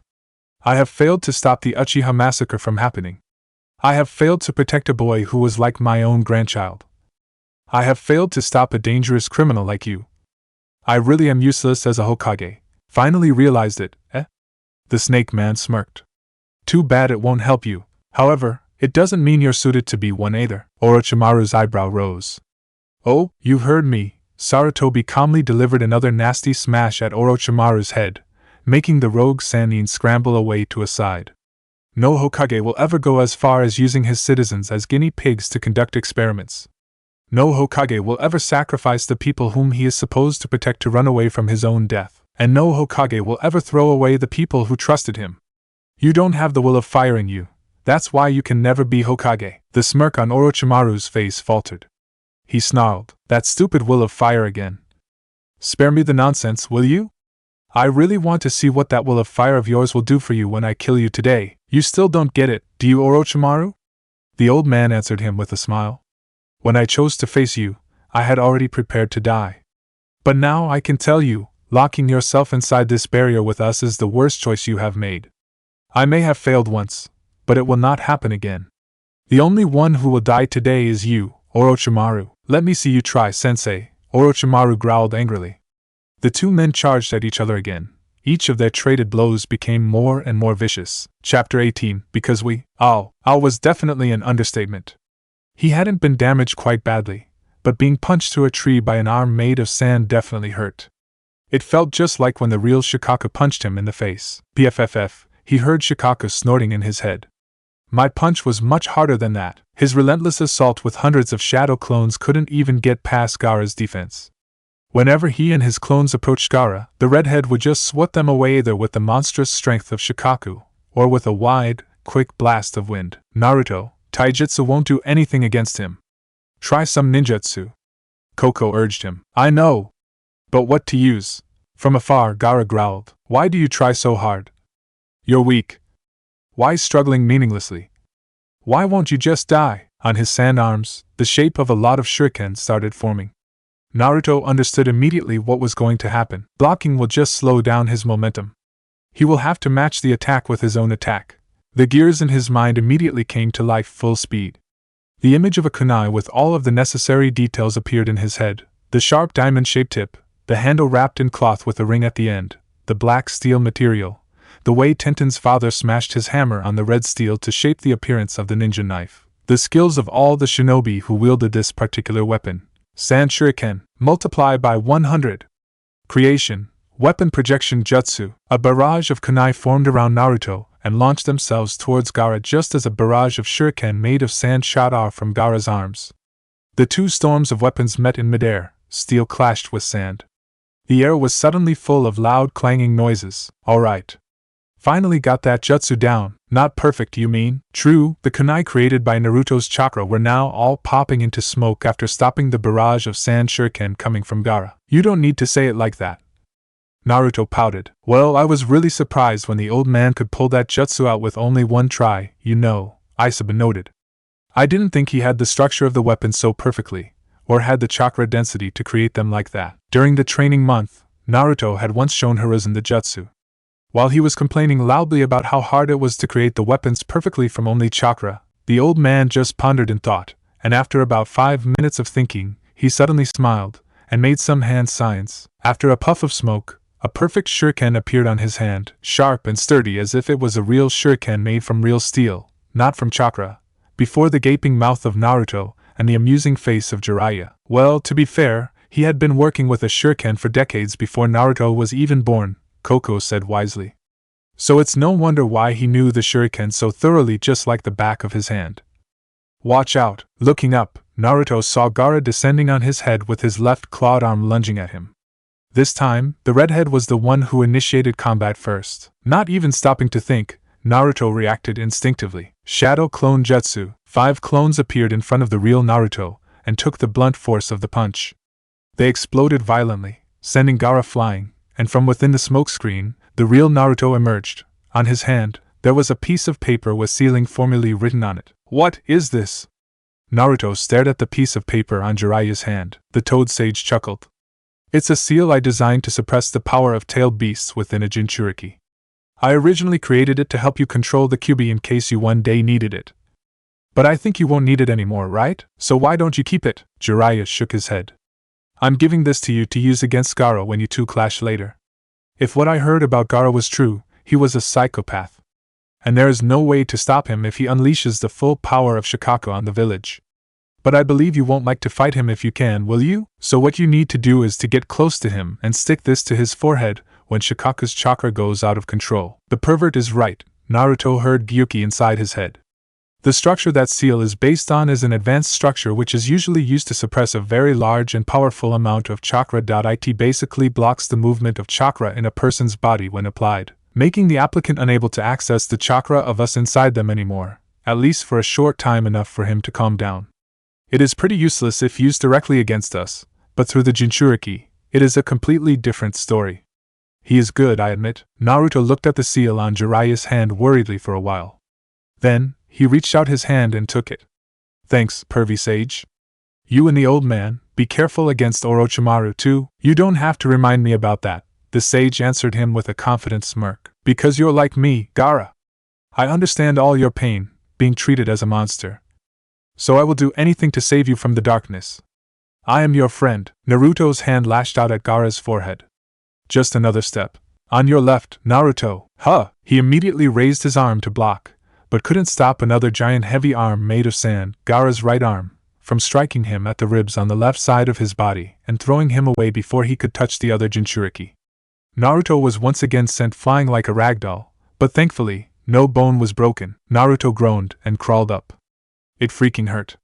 Not only in the body, but in his heart also. Now I finally understand what old man Hashirama felt when he had to face Madara in battle. To apply the seal on Gaara's forehead, he needed to move closer to him, enough for his hand to reach Gaara's head. But if he wants to do that, he must move faster than Gaara or his sand could react. Naruto, use our chakra now. It's your only chance against Gaara right now. Ugh. I had hoped we wouldn't need to resort to this. Tailed Beast Chakra Cloak was, right now, the ultimate trump card Naruto had in his arsenal. With the chakra the beast inside him granted him, every aspect of Naruto's body was enhanced massively, from the muscle strength, chakra, power of jutsu to even his senses. Not as destructive as when he was in his full Tailed Beast mode, when he could spam Tailed Beast bombs like crazy of course, but this was more than enough. He was incredibly powerful already when he was in this state. But unfortunately for Naruto, the greatest problem lies exactly there. With the absurd amount of power this mode gave him, he had no way to tone it down. Even a normal Rasengan created in this mode could easily blast Gaara to shred even when he was in his half-transformation. That's the reason why Naruto didn't enter this state right when their fight started. He feared that he could accidentally kill Gaara with a stray Rasengan or something. He still remembered that time when he was sparring with Jiraiya. Holy shit, those were the only words Jiraiya could say before the sight of destruction in front of him. Apparently, Naruto's buffed with Tailed Beast Chakra Rasengan had just blown a boulder the size of a house to smithereen. Yes, a normal Rasengan. Well, it's just that powerful, Naruto shrugged. I just cannot control the destructive power when it is unleashed, so… Naruto, the perverted sage turned to the blonde, his left eye twitched. Never use this chakra cloak thing during a capture alive mission, understand? Naruto gulped. So, mowing down everything with maximum destructive power? Piece of cake. Beating someone to a pulp, while keeping him alive and healthy? That's a completely different story, and there was another limit. He couldn't stay in this mode longer than 3 minutes, with the body of a kid he was having now. But there's no time to hesitate now. For his plan to work, he needed speed, and the cloak was the only thing which could give him what he needed now. Naruto nodded, and immediately, the incredibly potent chakra of the tailed beasts rushed into Naruto's chakra network. With an explosion of energy, his chakra cloak started forming. Naruto's chakra cloak also got a drastic change in appearance. His whole body was clad in long-sleeved black body armor with golden symbols of the seal engraved into it. The golden overcoat was still there, but now, it was sleeveless with shoulder pads and was held together by a strap at the waist, making it look more like a half-cape with 9 splitting tails at the end. An aura of golden energy covered his whole body from his heels to the tip of his spiky hair. If there was anything to say about it, it's just Naruto looked even more badass than he was before. Well, had he not been still a midget, anyway. With his newly acquired speed, Naruto dashed at Gaara. The Shikaku Jinchuriki growled, and thrust his arms forward. Hands made of sand burst out from the ground and launched themselves at the blonde Konoha shinobi like missiles. But Naruto's speed, together with his enhanced senses and reflex, allowed him to dodge all the sand missiles easily. Only a few steps more. Maybe he wouldn't have to resort to fighting after all. His legs moved faster. His hand lashed out. The seal was ready to be applied on Gaara's forehead. Then he felt his face colliding with something hard. A high and long wall made of rock, sand and some kinds of very hard ore suddenly erected from the ground, right at the place he was aiming at. However fast and good reflex you are, if there is a wall suddenly appearing in your running path, and you're charging full speed at it, the natural result is that you will smash your face into it. Kakashi had learned this the hard way when he first invented his Chidori. Well, maybe not if you have the power of supernatural magical eyes, but screw Newton and his laws of physics. Naruto's collision with the wall caused a sickeningly loud boom, and a human-shaped crater appeared on the wall. But the sudden halt didn't slow the blonde Jinchuriki down. Naruto rushed into the wall again, this time on purpose. On his hand, his other signature jutsu, the Rasengan, started forming. With a loud battle cry, the spiraling sphere collided with the large wall, and this time, he managed to plow right through it. The sand shield immediately erected itself around Gaara, blocking him from view, and Naruto's fist crashed against it. But Naruto's speed right now was at least equal to Lee's with 5 gates opened. In a flash, the blonde disappeared from Gaara's view, and before the sand Jinchuriki could even realize, his face ate a very nasty punch from Naruto, who had just snuck through the protective barrier with sheer speed. Then Gaara collapsed into a pile of sand. What? To your right, Naruto. Naruto turned his head, and he paled when he saw what was going to happen. Gaara, a few steps away, in his half-transformed state, was kneeling on the ground with his head raised high. In front of his mouth, a black sphere the size of a basketball had formed. Tailed beast bomb. He was preparing to fire a freaking tailed beast bomb. Having faced them, and even used them many times before, Naruto knew like the back of his hand how powerful and destructive a tailed beast bomb is.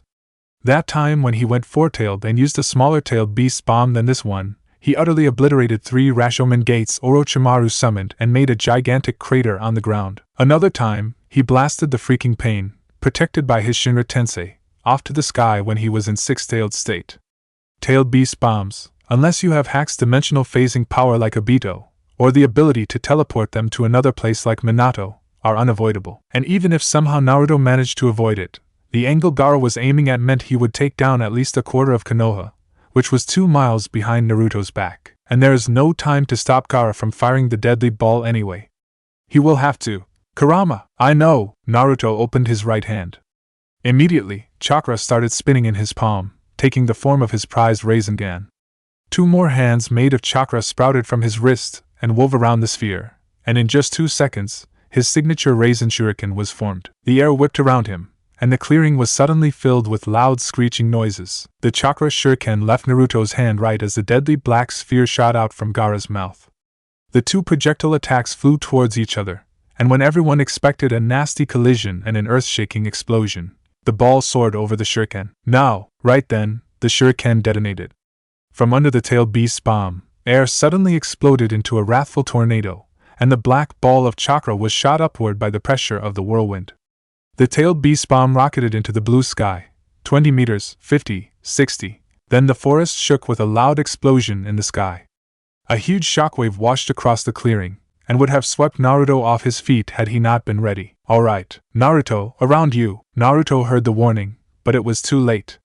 From every direction around him, a large amount of sand burst out from the ground, and immediately closed in around him as if he was a living magnet. The tailed beast bomb was just a distraction.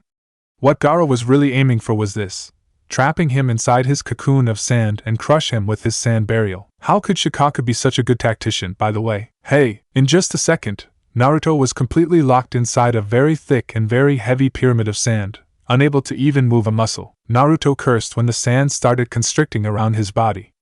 If he doesn't do anything soon, he will be crushed to a pulp for sure. No choice then. Naruto quickly gathered all the chakra in his golden cloak. With a loud yell, the chakra exploded, taking down the sand prison holding him with a loud bang.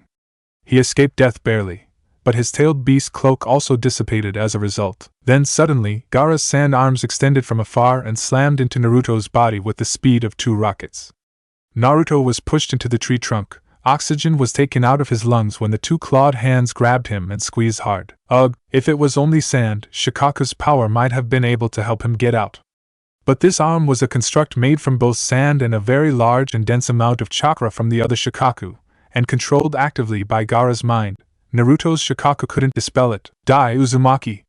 Gaara shouted in glee, squeezing his 2 hands up harder, and crushed the blonde Jinchuriki in a loud plop. Chidori! Or at least, that's what would have happened had Sasuke arrived just 2 seconds later. Gaara screamed when the lightning-charged hand of Sasuke tore through his 2 sand arms and cut them off his body. Suddenly being cut off from Gaara's control, the 2 grotesque hands flinched midair and collapsed into sand again, freeing Naruto. Sasuke spun on midair and delivered a rolling kick on Gaara's face. The red-haired Jinchuriki's body plunged to the ground and connected with the dirt in a loud thud. I knew you wouldn't be able to do it without my help. The Uchiha turned to Naruto with his trademark smirk on his face. Naruto smiled.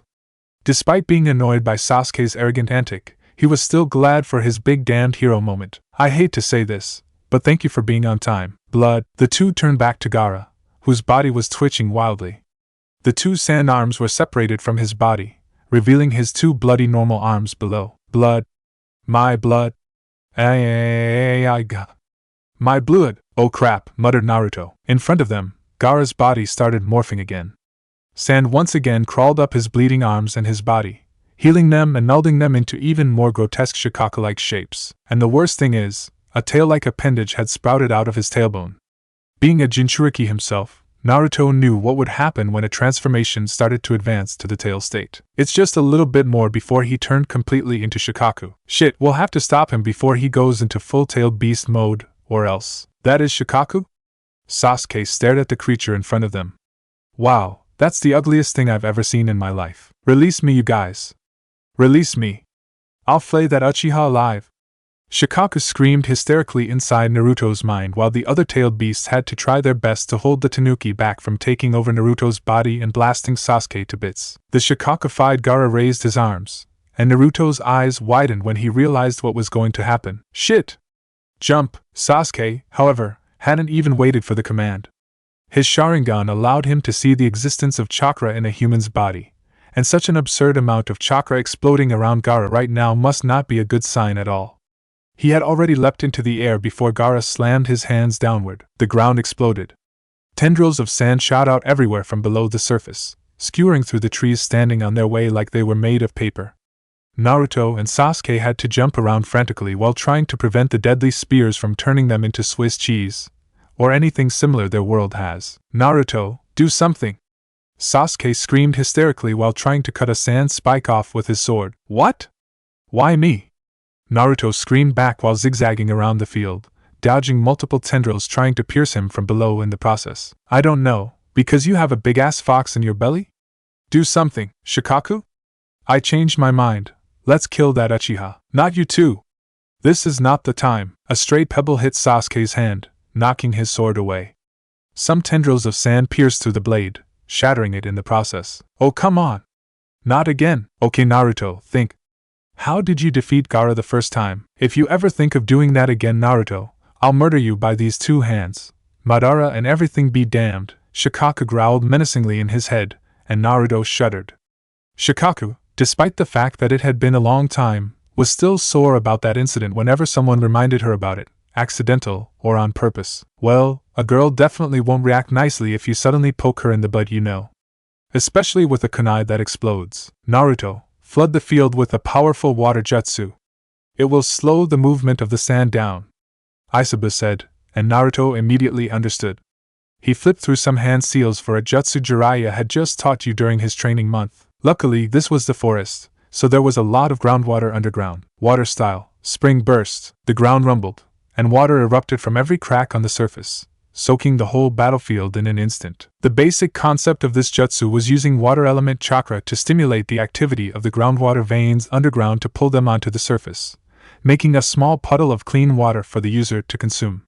It was created by Jiraiya with the purpose of making a temporary water source in case there wasn't any close by. But give it to Naruto, with his mediocre chakra control and incredible reserve of chakra.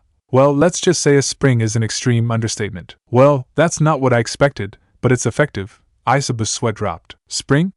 This is a freaking lake! Sasuke exclaimed while landing on the water surface. Well, sorry for having a lot of chakra without enough control, Naruto retorted. The powerful explosion of water also had a good effect of blasting Gaara to the air. The sand-covered Jinchuriki plunged down from 20 feet above and collided with the water surface in a very loud splash.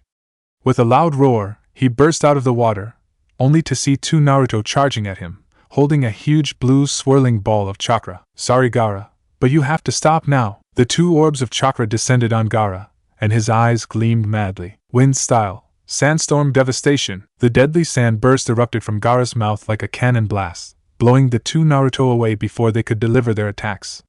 The two blondes crashed into the water, the two Rasengan on their hands dispersed violently, sending water everywhere. Gaara followed the two crashing blondes with a satisfied grin and crouched down, ready to leap after them for the killing blow. Then he was shocked. Literally, lightning danced across the water surface from Sasuke's palm, which was now submerged in the water, and ran through Gaara's body with a violent force. The Suna Jinchuriki screamed out in pain. His body went numb with each arc of lightning piercing his body. Even the protective sand armor around him couldn't protect him from the electricity channeled through the very conductive water he was standing on. Naruto! Now! Sasuke screamed out, and Naruto, cloaked again in his golden chakra cloak, shot forward in a yellow flash. The lightning chakra from Sasuke's shocking web jutsu was dancing across his body too, but the cloak had protected him from the worst effect of the jutsu. His hand lashed out, and the seal was slapped on Gaara's forehead. The red-haired Jinchuriki's body immediately cringed up. He could feel Shikaku's chakra retreating from his network, and the sand appendages falling from his body part by part. No! I was just so close. I can't be stopped like this. No. Nuh! Those were the last words Shikaku could scream out before Gaara's body slumped down, consciousness leaving him. The redhead collapsed forward, right into Naruto's wide-opening arms which caught him. Finally, it's over, the blonde breathed out. Right at that time, Kankuro and Temari landed near them. Get away from my brother! Temari screamed, brandishing her fan, ready to blast both Naruto and Sasuke with her wind-scythe jutsu. Naruto just raised an eyebrow. Dude, we have just beaten your Jinchuriki brother. And now you are trying to threaten us? Temari cringed. Even though there was no hostility in Naruto's voice, she could still feel the threat coming from those words. Well, even if I have to die here, I'm not going to allow you to. Wait, Nei-chan! Kankuro jumped in hastily. Konoha Shinobi, we're sorry for what our brother had done, but we are here in peace. We're not going to fight you. Please, just return our brother to us and we'll leave. Sorry, but that's impossible for now, said Naruto calmly. Your brother tried to pick a fight with us outside of the Chunin exam, and as a representative of Sunagakure, this is an action which might lead to war between the two villages. Therefore, returning him to you or not is not within our authority. We will need to consult the Hokage before making the final decision. Now, if you're ready, we're going back to the village. You can come with us if you want. Temari and Kankuro winced, but they knew they had been defeated. Meanwhile, Sasuke stared at Naruto as if the blonde had just grown another head. Okay, it's final. You're not Naruto. Naruto cannot say those words you have just spouted out. Where is the real Naruto? Naruto pouted. I hate you, Sasuke. Mentally, he gave Koko a thumbs up. Koko, that speech was awesome. Told you, the horse answered with a smirk. Okay, let's go. With those words, Naruto departed with Gaara on his shoulder, and the two Suna Jinchuriki followed him quietly without a word. Sasuke also followed, but not before he took a glance back at the battlefield, at the huge lake made from Naruto's jutsu. Naruto! Just how strong have you become? Jugo landed on the ground with a loud thud. Where are you? Come out here so I can kill you! Actually, he didn't even need to ask. Nature chakra allowed him to feel the presence of others without being a censor himself. So it was not hard for him to find out about the children who were hiding behind a small house at the side of the street. He grinned madly. His right hand twisted into some kind of strange cannon with 6 small barrels circling another bigger one. Chakra started gathering inside the barrels. A simple blast of that is more than enough to vaporize the enemies and the area around them. Then suddenly, Shikamaru emerged from behind the house and launched a handful of shuriken at Jugo. The deadly weapon soared through the air, but they didn't even faze the man a little bit. He swung his morphed arm, knocking away all the throwing stars in one swipe, while laughing crazily. Spiked human bullet tank. Then suddenly, a spinning human boulder descended down Jugo's head from nowhere. The 69 kilogram of Choji's weight, multiplied by the expansion jutsu, together with the kunai poking out from every part of his body, made the deadly jutsu even deadlier. The menacing ball of flesh slammed down hard on Jugo, and for a split second the monstrous man seemed to be crushed. But then a loud growl came, and the technique stopped dead on its track and was gradually pushed back by the man who was supposed to be smashed to paste under it. There wasn't any sign of injury. He was still laughing. But that was just the first part of Shikamaru's plan. His shadow, connected with Choji's, immediately lashed out upon the chubby boy's contact with Jugo and latched onto the monstrous man's shadow. Jugo cringed. His movement faltered for a moment, and that's all Shikamaru needed. Kiba, now! On it! Fang over Fang! At the command, Kiba and Akamaru rushed in like 2 mini tornadoes, charging at Jugo and his prized clan jutsu.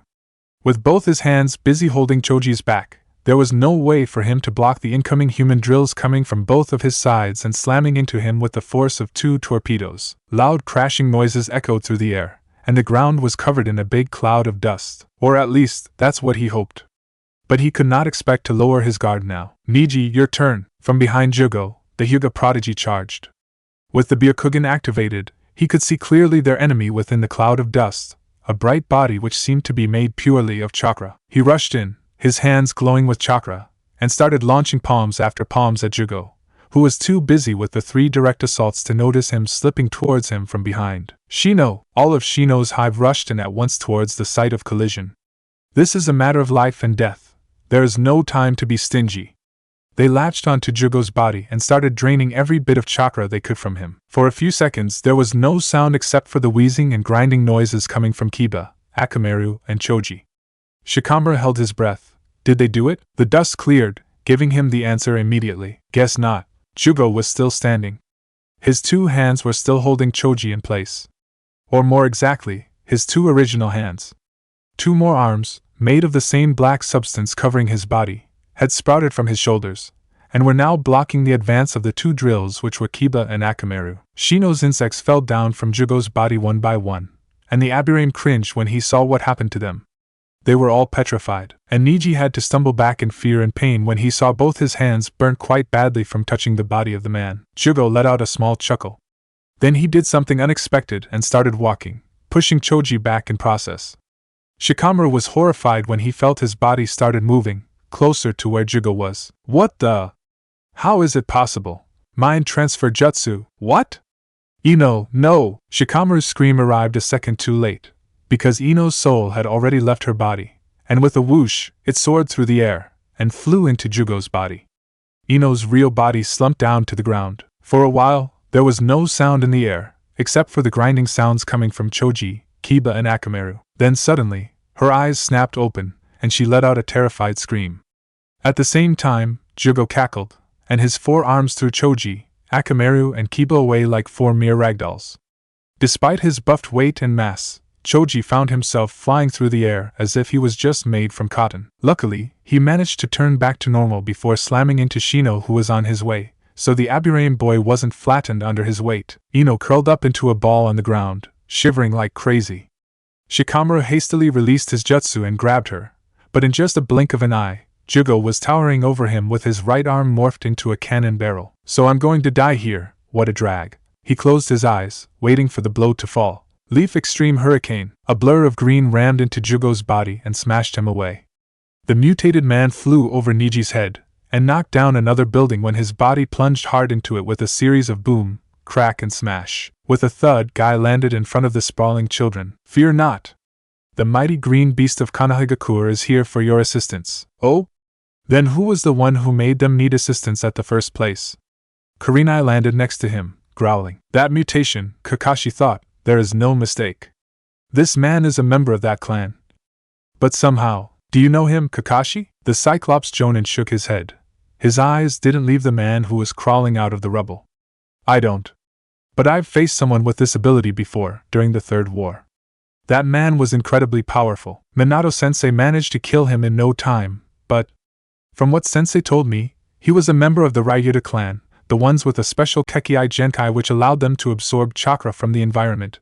What Kakashi had just said sent shiver down all the Jonin's backs. They all knew that not everyone could utilize nature chakra. Nature chakra is much, much stronger than chakra in a human body. Only the strongest people who were trained in sage arts could harness that incredible power, and if that man was a member of the clan which specialized in using that chakra, Kurenai, Asuma, you two bring the genin out of here. I and Guy will deal with him. Normally, Kurenai would object. But in a situation like this, she knew what she had to do, and what she should do. She nodded, and jumped towards the genin, Asuma behind her. We can still fight. Kiba grunted, pushing himself up. Kurenai stopped him. I know you can, but not here. There are other places which need us more. Just leave this place to Kakashi and Guy. They can handle it. From afar, Jugo had managed to shrug all the debris off his body. With a loud roar like an injured beast, he leapt at the Konoha shinobi again, his fist cocked back, ready to deliver a smash of vengeance. But the movement didn't escape the Jonin's eyes. Third gate, gate of life. Open! Ga was the first person to react. Chakra exploded from his body, and before anyone else could even move a muscle, he had appeared in the way Jugo was moving and intercepted the mutated man with a nasty kick to the chest. Jugo was knocked away once more, but before he could even touch the ground, the taijutsu master had appeared next to him again and drilled him into the surface of the earth with a punch so powerful it made a human-sized crater in the asphalt. The bushy-browed taijutsu master skidded on the ground, facing the human-shaped hole on the ground warily. And his premonition didn't fail him when Jugo broke out of the asphalt growling madly, bruises covering his body. Still has power to fight? He grinned. Then it's time for me to show you the full power of my youth. He cracked his knuckles, ready to open another gates. Aowa, heads turned towards Ino, who had just bolted up from all her shivering and trembling. Ino? Ino, are you alright? Asuma slapped her slightly on her cheek. It's horrible. The Yamanaka heiress shuddered when I used the mind transfer jutsu on him. I saw something very strange. There are two of him, in his head. But one of them, he was chained and gagged behind, while the other, he looked just like him over there, and when he saw me, he immediately rushed in. He nearly killed my soul in there. Kakashi's visible eye narrowed. Personality disorder? But the other one, when he saw me. Ino continued. His eyes had been lifeless and full of despair, but when he saw me, he started struggling. And the evil one cringed a bit. That's how I was able to get away. So he's like having some monster inside his body, and cannot control it, and it took control of his body? Choji pondered. Why, yeah, that's what I think, but, alright, enough talking. Kakashi's voice cut the two children short. Kurenai, Asuma, Genin, go, now. The aforementioned people looked at each other in worry, then nodded and jumped away, leaving Kakashi and Guy to deal with the enemy. Kakashi pulled up his Hitite, revealing his Sharingan. Guy, change of plan. We will capture him alive. Zaku Abumi was scared. Otogekyo shinobi aren't scared of anything. All those years of training under Orochimaru had beaten fear out of their systems. But right now, he could be very sure the sensation he was feeling in his chest was nothing but fear. Well, who wouldn't, considering the fact that he was tied up by meters of ninja wire and hovering above him was hundreds of sharp, pointy weapons ready to rain down on his head? Looking away, he saw Dosu, who was in no better condition than him. You're such a youthful opponent, Oto Shinobi-san. He heard his teammate's opponent saying. But you had tried to harm my comrades, and I, the beautiful green beast of Konoha, cannot tolerate such actions. Because of that, it's time for me to unleash all my power. The green brat took out the weights on his legs, and both the Oto shinobi shuddered when the two set of weights reached the ground and made two loud explosions. And Dosu got pummeled to the ground from every direction. Stop right there if you don't want the bitch to die. Lee's fist stopped dead right before he could land another blow to Dosu's exposed bloody head. Tenten's hands froze in place as she was about to skewer Zaku with her weapons. Everyone's eyes turned to Kin, who was holding a kunai to Sakura's throat. Wait! Lee hastily retreated, and ready to jump towards Kin to rescue his comrade. Don't, I said. Don't move, the Oto Kunoichi snarled, pressing the knife into Sakura's throat. Beads of blood could be seen appearing on the pearly skin of the girl. No! Don't do it, please! Lee screamed out desperately. We will do as you told. Just please. Arg! The fist clad in the sound-generating device of Dosu's slammed into Lee's stomach, and suddenly the boy felt excruciating pain, as if his body was going to explode. He gasped out and collapsed to the ground, clutching his stomach. You coward, Lee! Tenten screamed. She turned her eyes away from Zaku for 2 seconds, and that was enough to cost her the whole battle. With a loud whoosh, all the wire tying Zaku up snapped apart, and before the weapon mistress could even do anything, the Oto Genin had aimed both his hands at her with a maniacal grin. Slicing sound wave, Tenten was blasted into a tree trunk by the extremely compressed burst of air. She collapsed to the ground, unconscious. All of her weapons also fell down to the ground one by one. How dare you, using her as hostage! Lee gritted out in fury, but Dosu stomped his foot on his head, pushing him to the ground, immobilizing him at the same time. That hurt, bastard, the mummy shinobi growled out. He turned back to Kin. Kill the bitch.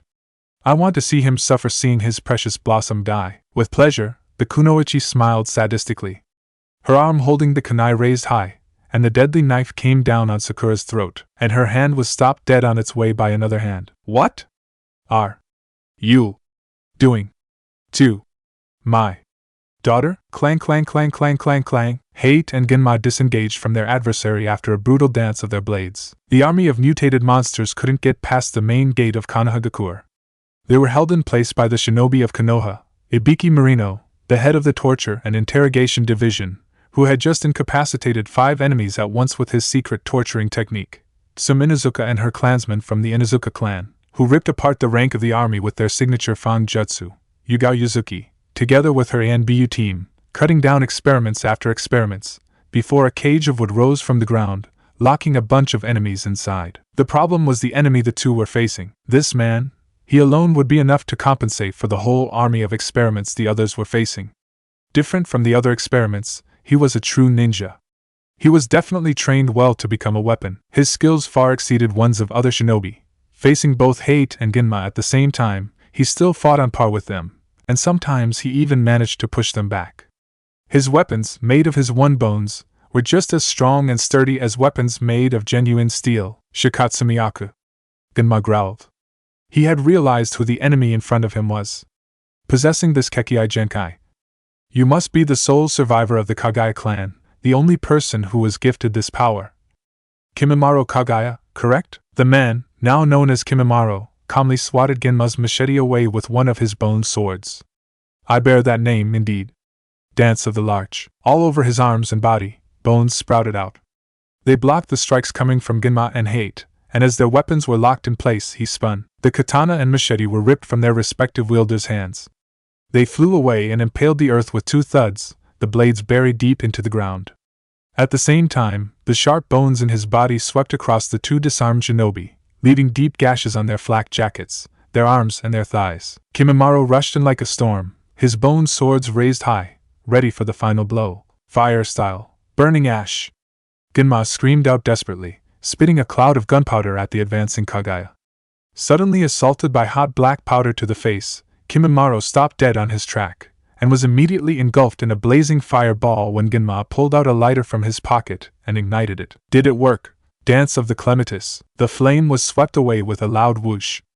The bone swords on Kimimaro's hands were now replaced by a long spear-like weapon, which seemed to be made from, disturbingly, a human spine, with smaller bones lining along its length like spikes. Crusts of bones were falling from his body. The Kagaya had covered himself with a layer of bone like an armor to negate the damage. A lance, huh? Then Kimimaro swung his weapon. The Konoha elite guard was caught completely off guard when the spine stretched out like a snake and wrapped around him. What? How is this possible? Genma's eyes widened. Those sharp thorns of bone aren't there just for show. When he was completely tied up by the spine, they would impale themselves into his body and kill him from the inside out. The match is becoming more and more one-sided. If he doesn't do anything, everything happened in 5 seconds. Genma kicked the ground and leapt up, right before the whip spear could close up against him, then threw a handful of shuriken at Kimimaro. The Kagaya followed his movement on the air idly, and flicked his right arm. The whip spear stretched like a snake, curling itself on the air and writhing around, blocking the way of the throwing stars easily and lashing out at Genma at the same time. The Konoha shinobi pulled out 2 kunai to parry them, and the noise of steel clashing with calcium echoed through the air. The whip managed to graze Genma's shoulder, and he winced. There was something in that bone which made him feel like his arm was disintegrating. He slumped down to the ground, and in a blink of an eye, Kimimaro was in front of him. His right arm now had something like a huge drill made of calcium grated into it. The menacing weapon descended down his head, and Genma couldn't even blink. His head was going to be drilled to bits. What a terrible way to die. Clang! Kimimaro stumbled back when the blade of a katana collided with his drill arm. You're not gonna kill my comrade that easily, when I'm still here. Too absorbed into the fight, both Genma and the Kagaya had forgotten that they're not the only fighters in the field. Hate was now standing between the 2 shinobi. On his hands, in a double grip, was a sword no one had ever seen him using before. It was a 6 feet long nodachi, much longer than the normal katana he preferred using. The blade glimmered in sunlight, and anyone who looked closely could realize the shade of red gleaming across the cold steel. Hate didn't move the sword an inch, yet the air around the blade hummed slightly as if the sword itself was singing. This is a new sword. Kimimaro glanced at the nodachi on the Konoha swordmaster's hands impassively. Hate glared back at him. Anyone who paid close attention might see the corner of his mouth rising up slightly. It's time to even the odds. Guy, on it! Leaf-searing wind, the fifth gate buffed rolling kick tore through the air, burning a trail of flame on its way before slamming into Jugo's body and sending him flying across the air. He crashed into a thick wall of earth which has 5 dog heads made of mud engraved into it. Immediately, the ground cracked open and from underground, mud surged up, covered Jugo and hardened immediately, immobilizing him. Did we get him? Guys stared at the mud statue in front of them. No, not yet, Kakashi shook his head. And right on cue, the statue exploded, showing an enraged Jugo inside. His transformation had advanced even further. All the skin on his body had turned completely dark, and his eye color had changed from white and ruby red to black with yellow irises. A black stripe ran from the middle of his forehead down the bridge of his nose. Some kind of strange black horn which looked like a hapuri covered his face. And from his back, jet booster-like cylinders had sprouted out, and were now all aiming at the 2 Konoha shinobi. This is not gonna be pretty. A giant beam of chakra shot out towards the Konoha Jonin with a loud cry of glee from Jugo. It was so large, there's no way the 2 Jonin could avoid it. No choice. I will have to use this, and finish this battle fast. Kakashi's Sharingan morphed into its Mangekyo Sharingan form. Kamui, space twisted. A wormhole opened right on the way of the beam and swallowed it whole right before it could vaporize the 2 Jonin. The beam struggled to pass through, but even with all those power, there was no way it could cut through the fabric of dimensions. From somewhere far away, a certain Akatsuki member with a swirly mask suddenly cringed and silently thanked the god he wasn't using his ability right now. After 3 seconds, the beam finally lost its power and died down. 7th gate, Gate of Wonder. Open! Daytime tiger, and Jugo found himself swallowed by a tiger made of pure compressed air.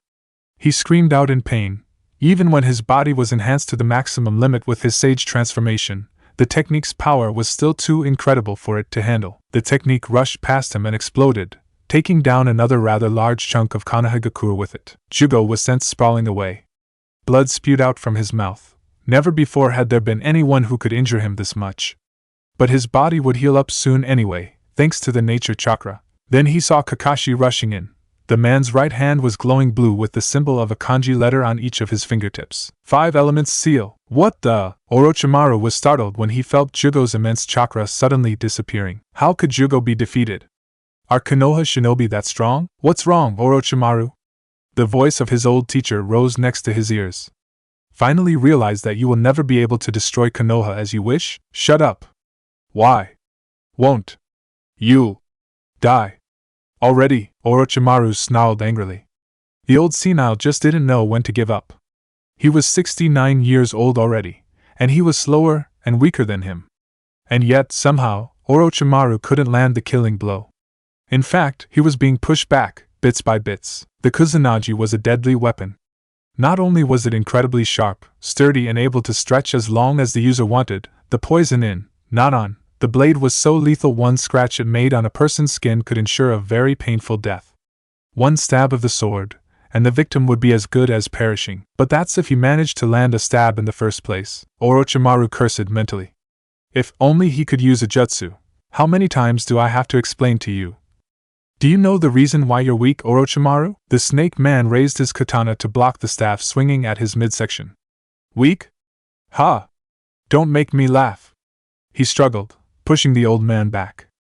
I have mastered hundreds of jutsu, killed a Kage, and got a hand on immortality already. And after I kill you, you still don't understand. Oh, but it is obvious, the Hokage chuckled. True power can only be acquired by fighting for the sake of the others. How can someone like you, who abandoned his village, abandoned his comrades, abandoned even his followers, understand that simple fact? Fuck you, old geezer! Orochimaru spat. If those puny weaklings out there are that important to you, I'll make you die in regret and despair when my army crushes them to bits. Crush them? Sarutobi chuckled again. You have overestimated yourself too much, Orochimaru. Konoha shinobi are strong not because they have Kekkei Genkai, powerful ninjutsu or incredible chakra. They are strong because they always fight with all their hearts to protect the ones they love. Ugh! Iruka kneeled on the ground, breathing heavily. In front of him, corpses of Odo shinobi littered the corridor. He had fought valiantly. With only 2 kunai and a few shuriken as weapons, he had fended off the whole group of invaders, and even managed to kill a few of them. But that was still not enough. There were still 5 more left. And they were advancing towards him, their weapon raised high. You bastard, the one in the middle snarled. How dare you killing half of our squad like that? I'll kill you, like you're the one to talk, after trying to kill our students, Irika shot back between gasps. The wounds on his body were bleeding badly. But he wouldn't back out. No, not when the lives of his students were being threatened. You're not in the position to talk big now, teacher, the Odo shinobi laughed cruelly. Irika gritted his teeth. His head was getting light due to the blood loss, and his muscles felt weak. He forced himself to stand up. If he didn't finish this fast, a kunai lodged into his stomach. It's not like he didn't see that coming, he just couldn't move to dodge it. Irika slumped back down on the ground. The 2 kunai he was holding slipped off his hands, falling to the wooden floor. What's wrong, oh so mighty teacher? Does it hurt? The voice of an Oto ninja rose above his head mockingly. I was going to finish you quickly, but you have humiliated us so badly we cannot stand it. So, prepare to feel pain. And Irika felt another kunai stabbing his right arm, piercing clean through the bones. He howled in pain. It was too much, too excruciating. If only the bastard just cut it off cleanly. It is painful, isn't it? But it's not done yet. There is more. And more. And more. The Odo shinobi added each more with a stab to Irika's body. All the others burst out laughing each time the kunai pierced the poor Chunin's skin, flesh and bone. You bastards, and you're dead now, the torturer announced, and the kunai descended, ready to deal the decisive blow to Irika's heart. The Chunin could only lie on the ground helplessly. His body couldn't move anymore. There was no way he could avoid death this time. No, what? You're... no. What's happening? He could hear the sounds, but couldn't see. Was someone fighting the Odo shinobi in his place? No, Irika-kun. No. Please don't die. The voice of a woman echoing around his ears was the last thing he knew before everything sank completely into darkness. When people precious to them are in danger, they can become much more powerful than anything you can imagine. I said, what are you doing to my daughter? Mabuki Haruno growled out in fury, squeezing the arm on her hand harder. What the? Release me, old hag. I'll kill you for this. Kin screeched, glaring at the woman who was gripping her arm. And that was her biggest mistake. Wrong answer. Snap! Kin howled in agony when her right arm was broken like a twig by the seemingly harmless civilian woman behind her. Her kunai fell from her now useless hand to the ground and embedded itself on the grassy earth with a thud. And before she could even do anything, she felt herself lifted up by the neck. Get out of here, or I'll break her neck, the scary woman growled at Zaku and Dosu. The situation was reversed once again. The one who took hostage now became the hostage herself. Instead of backing down, Zaku raised his hands, blasting another burst of sound wave at Kin and the 2 Haruno. The older woman pulled the other 2 aside, and the blast rushed past them, bringing down a large chunk of the wall behind. You dare throwing away the life of your teammate like that? Mabuki asked, thoroughly disgusted. This is not the time to worry about other people, hag. Zaku laughed arrogantly. Continuous slicing sound wave, blasts after blasts of airwave rained down Mabuki's head. But even though she was holding the 2 girls on her arms while dodging left and right frantically, the woman didn't seem to get any kind of tiredness or discomfort. Her movements, they were definitely not the movements of a civilian. They were the movements of a veteran kunoichi, and that veteran kunoichi's eyes were gleaming dangerously at Zaku. Wait, what are you? Wa! Kin could only scream out those words when the older woman suddenly grabbed her collar and threw her at Zaku at the speed of a cannonball. But rather than catching her, Zaku blasted her out of the way with another slicing sound wave. The girl crashed into the ground. Her broken arm was hanging at a very strange angle. Blood spurted out of her mouth. Zaku, you fool! Dosu yelled at his teammate. What the fuck are you doing, shooting down teammates like that? So what? The haughty Odo Genin snapped back. She's on the way, idiot! Do you realize how screwed we are right now? That woman is not a normal civilian. She must be at least a Chunin-level kunoichi. Dosu screamed out. He was the only one of the team who realized the danger. And you went around and disabled your own teammate like that. Oh please! I'll bring her down in one shot. Zaku snorted. Slicing sound. All the air in his lungs was pushed out due to Mabuki's fist burying in his gut. But it was nothing. The punch really hurt, but it was nothing he couldn't handle.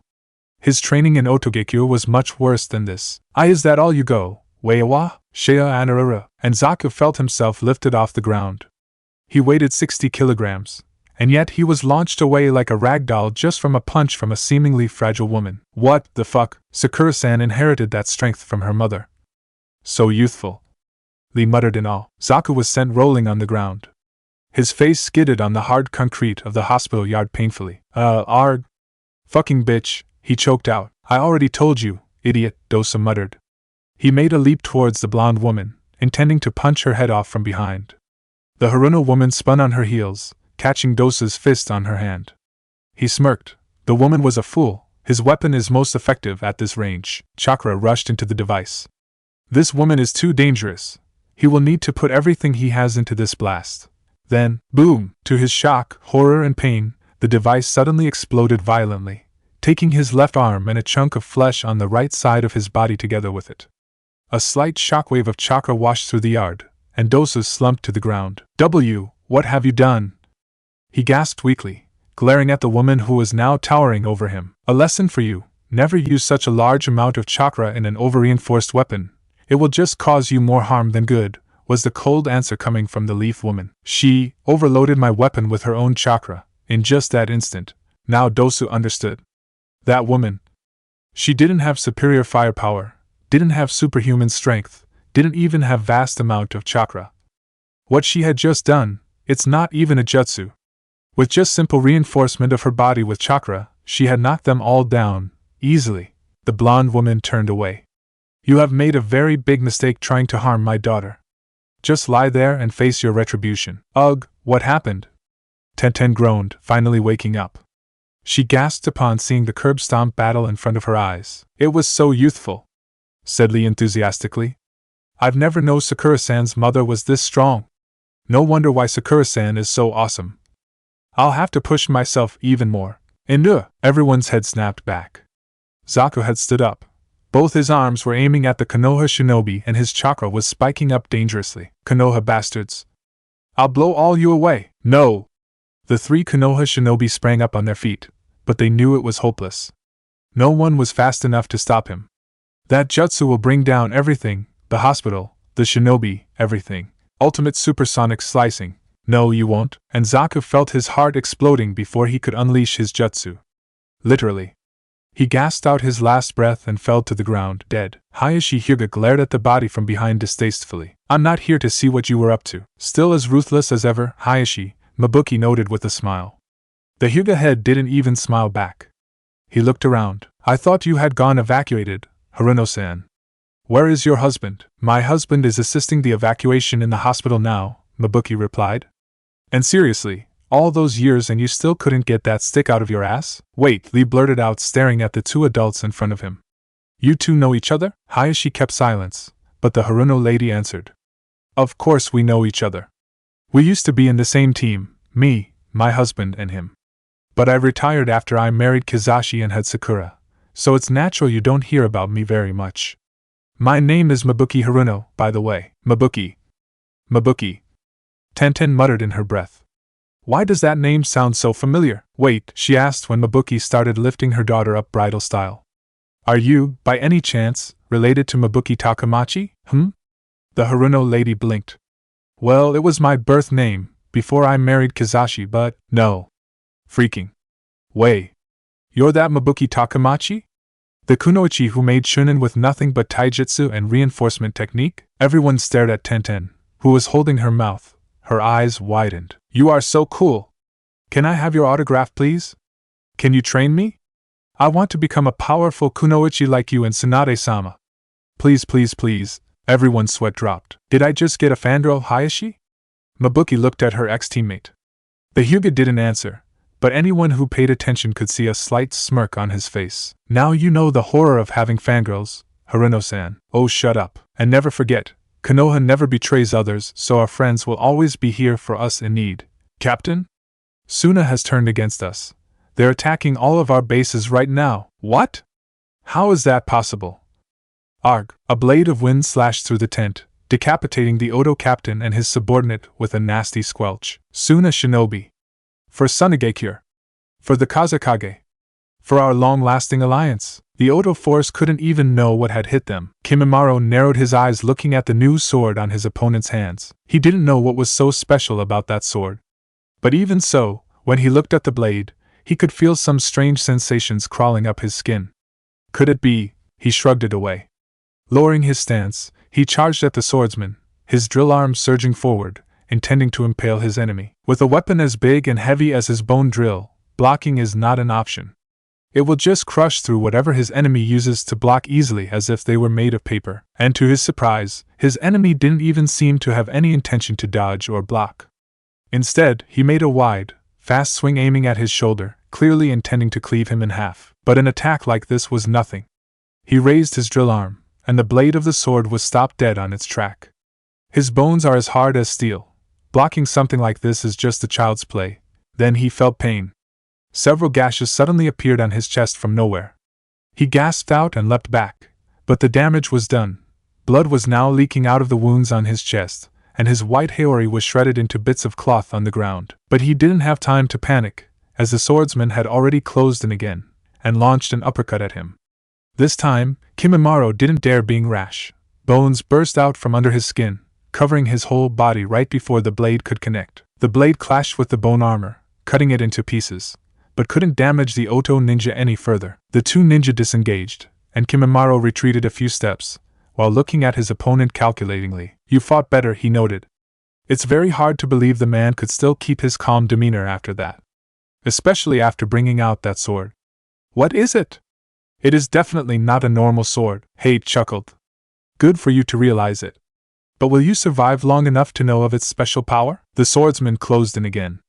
The length of his weapon gave him a clear advantage. But this time, Kimimaro had anticipated it, and leapt back before it could deal any damage to him. And he realized it. "So that's its ability," he muttered. "When you strike with that sword, not only one, but at least 3 slashes come out.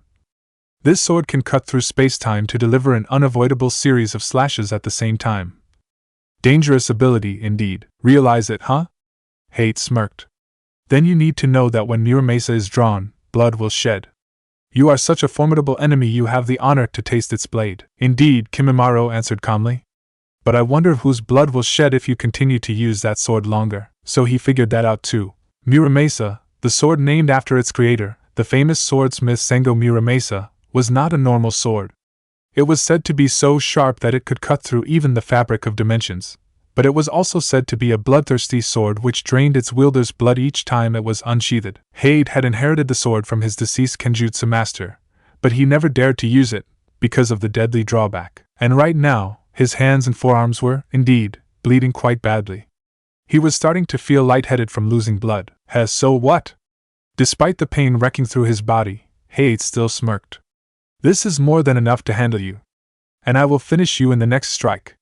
He bluffed, hoping his opponent would catch it and back down, and he caught it, indeed. But instead of backing down, "You are right. Then I think it's time for me to use my full power." Sweat formed on the swordsman's forehead when strange black markings started spreading out from a strange symbol on Kimimaro's chest. "Not good. You are not fighting alone."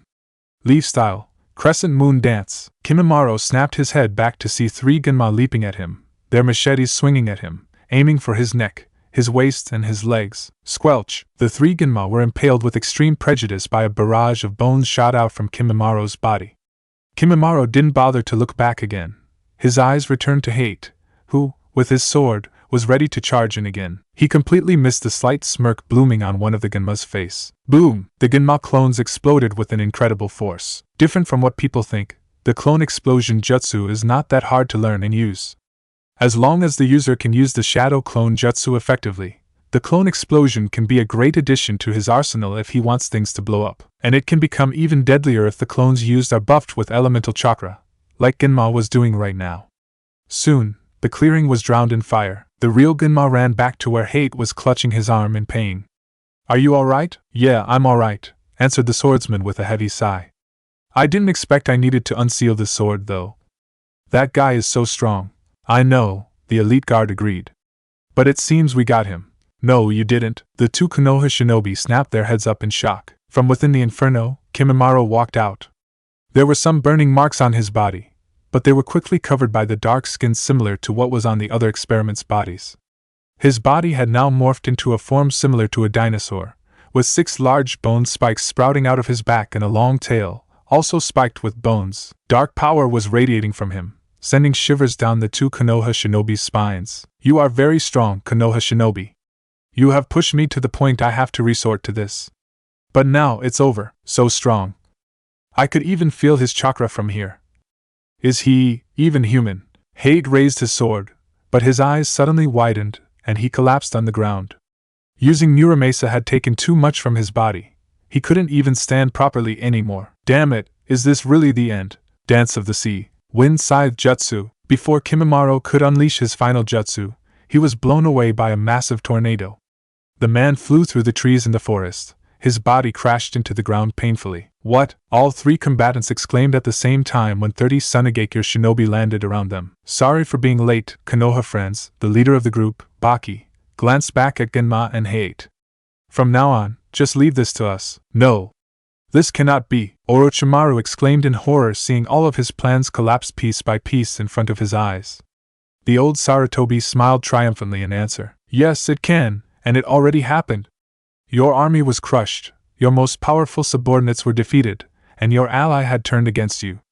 You have failed, Orochimaru. Orochimaru's pale face turned a brilliant purple shade with fury. Everything he had spent months to plan, the elite forces he had spent years to train, the experiments he had spent years to create and perfect, were now all crumbling to dust, because of a senile old man and the ragtag bunch of misfits he called his shinobi. It cannot be. He is Orochimaru. He is the one who got closest to the secret of immortality. How could he be defeated so easily and shamefully? At least if I cannot destroy Konoha, I can destroy you instead.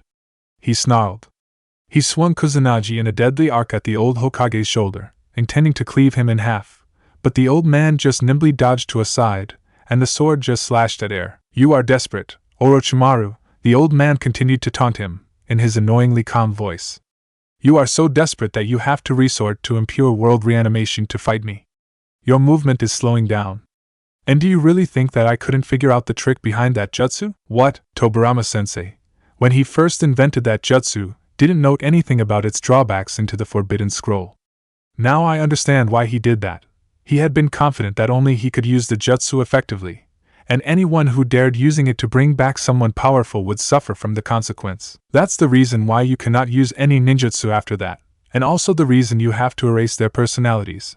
You don't have enough chakra to balance with the people you summoned, and you're too scared of them overcoming your control. Shit. He already figured it out. He cannot risk it anymore. He needs to retreat now, and come back some other days. It's too late to back down now, Orochimaru. You're within my divine zodiac sealing formation. Orochimaru's head snapped back when the words of Jiraiya reached his ears. He was standing within a sealing formation on the ground, drawn from Jiraiya's blood in the shape of a circle with the symbols of the 12 zodiacs covering it. Being an adept in Fuinjutsu himself, this seal was not something Orochimaru was unfamiliar with. Designed by Mito Uzumaki herself, it was the most powerful Fuinjutsu Konohagakure possessed, even stronger than the 8 trigram sealing style Minato Namikaze had used to seal the Kyuubi. It was designed to continuously and rapidly absorb the chakra of the individual targeted without fail. There was a rumor that the Uzumaki woman had used this seal to seal the Kyuubi into herself, and right now, Orochimaru was standing right on top of it. The dead last had spent all those time, when the Hokage was fending him off, to prepare this seal, and immediately, Orochimaru felt drained. Every bit of chakra seemed to leave his body at once. He couldn't even feel his leg anymore. His body collapsed on the ground, and his body screamed out in agony. The 3 zombie Kages suddenly halted their movements, as there was not enough chakra pumping into the control talismans in their heads to keep them bound anymore. He desperately leapt up, intending to get away from the draining circle under him, but suddenly, arms made of rock and magma burst out from the ground and grabbed his body, stopping him from moving completely. There was no other choice for him. His mouth gaped wide, and from the inside, another body crawled out, allowing him to get away. And by doing that, he had put the final nail on his coffin himself. And this is the end, Sarutobi finished. Then with a very quick swing, the adamantine staff finally met the targets it had been following all the times, the heads of the 3 zombie Kage, and the control talismans inside of them. Orochimaru's eyes widened when the 3 dead Kage reformed again, but this time, their eyes had regained the fire of their own wills coming back.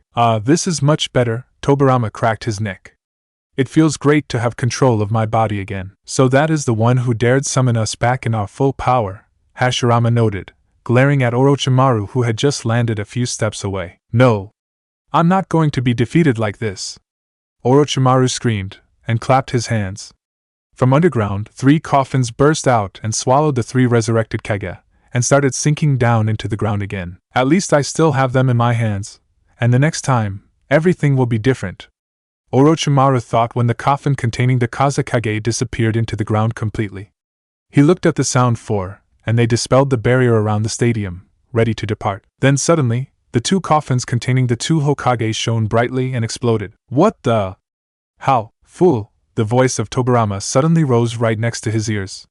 Next time, if you want to resurrect someone, don't ever choose the jutsu's creator himself, who is much stronger than you and knows things about the jutsu that you cannot ever know. And Orochimaru felt his body cut in half, courtesy of the second Hokage's flying thunder god slash. Snakes crawled out from the 2 halves of his body, reconnecting them, but he knew that he wouldn't last very long. Not against 3 most powerful Hokage in the history, the Mizukage, and Jiraiya at the same time. Heh.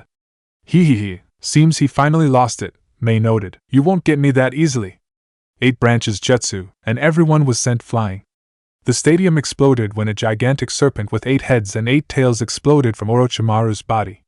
It's just like a tailed beast was suddenly unleashed right inside the village. The civilians, who were sleeping soundly under Kakashi's genjutsu before, were all flung into the sky, and were now falling into the ground in a dangerous speed. They would all die before anyone could do anything. Wood-style, cushioning flower bed. From everywhere within Konoha, flowers of all colors suddenly bloomed. They looked very fragile, but they took the collisions from the falling civilians easily as if they were made from the best type of rubber available to human. All the flying people landed on top of the flower bed, completely unharmed. Seems this trick still works, the first Hokage said with a smile. Wow, this is incredible, Mei said in awe. Mizukage or not, she is still a woman. And women like pretty things, no exception. We cannot let this snake destroy the village, Jiraiya bellowed, snapping everyone out of their trances. The snake was now scrambling around, trying to crush everything it could reach. From one of its mouths, Orochimaru emerged, cackling madly. See that, old geezer? See that?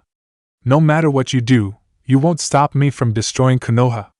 Ha ha, I will take it out of the village first. Tobirama glanced back at the other shinobi. He jumped on the serpent, and with a bright flash, both snake and man disappeared from view, only to appear in the forest a few miles from Konoha. Sarutobi looked at his helpers. All right, let's go. Before he could finish the sentence, he had collapsed on the ground. The battle before, using a lot of jutsu, and the gates had drained him so much he had no more strength to even stand properly. But his body didn't reach the ground, because Jiraiya had managed to catch him on his arms. The old Hokage looked at his student, regret filling his eyes. I'm sorry, Jiraiya. It seems I can only do this much. The Toad Sage let out a chuckle. Believe it or not, you're old, Sensei. Just take a nice rest. We will take it from here. That's great, Sarutobi breathed out, and his body went limp, his eyes closed. Jiraiya looked back at Mei, who was walking towards them. Lady Mizukage, can I entrust my sensei to you? Mei answered him with a smile. Of course, Jiraiya-sama. She took the old man from Jiraiya's hands, and the Toad Sage looked back at Hashirama. So Lord First, are you going? The ex-Hokage grinned. You're Saru's student, right? It seems he had trained you very well.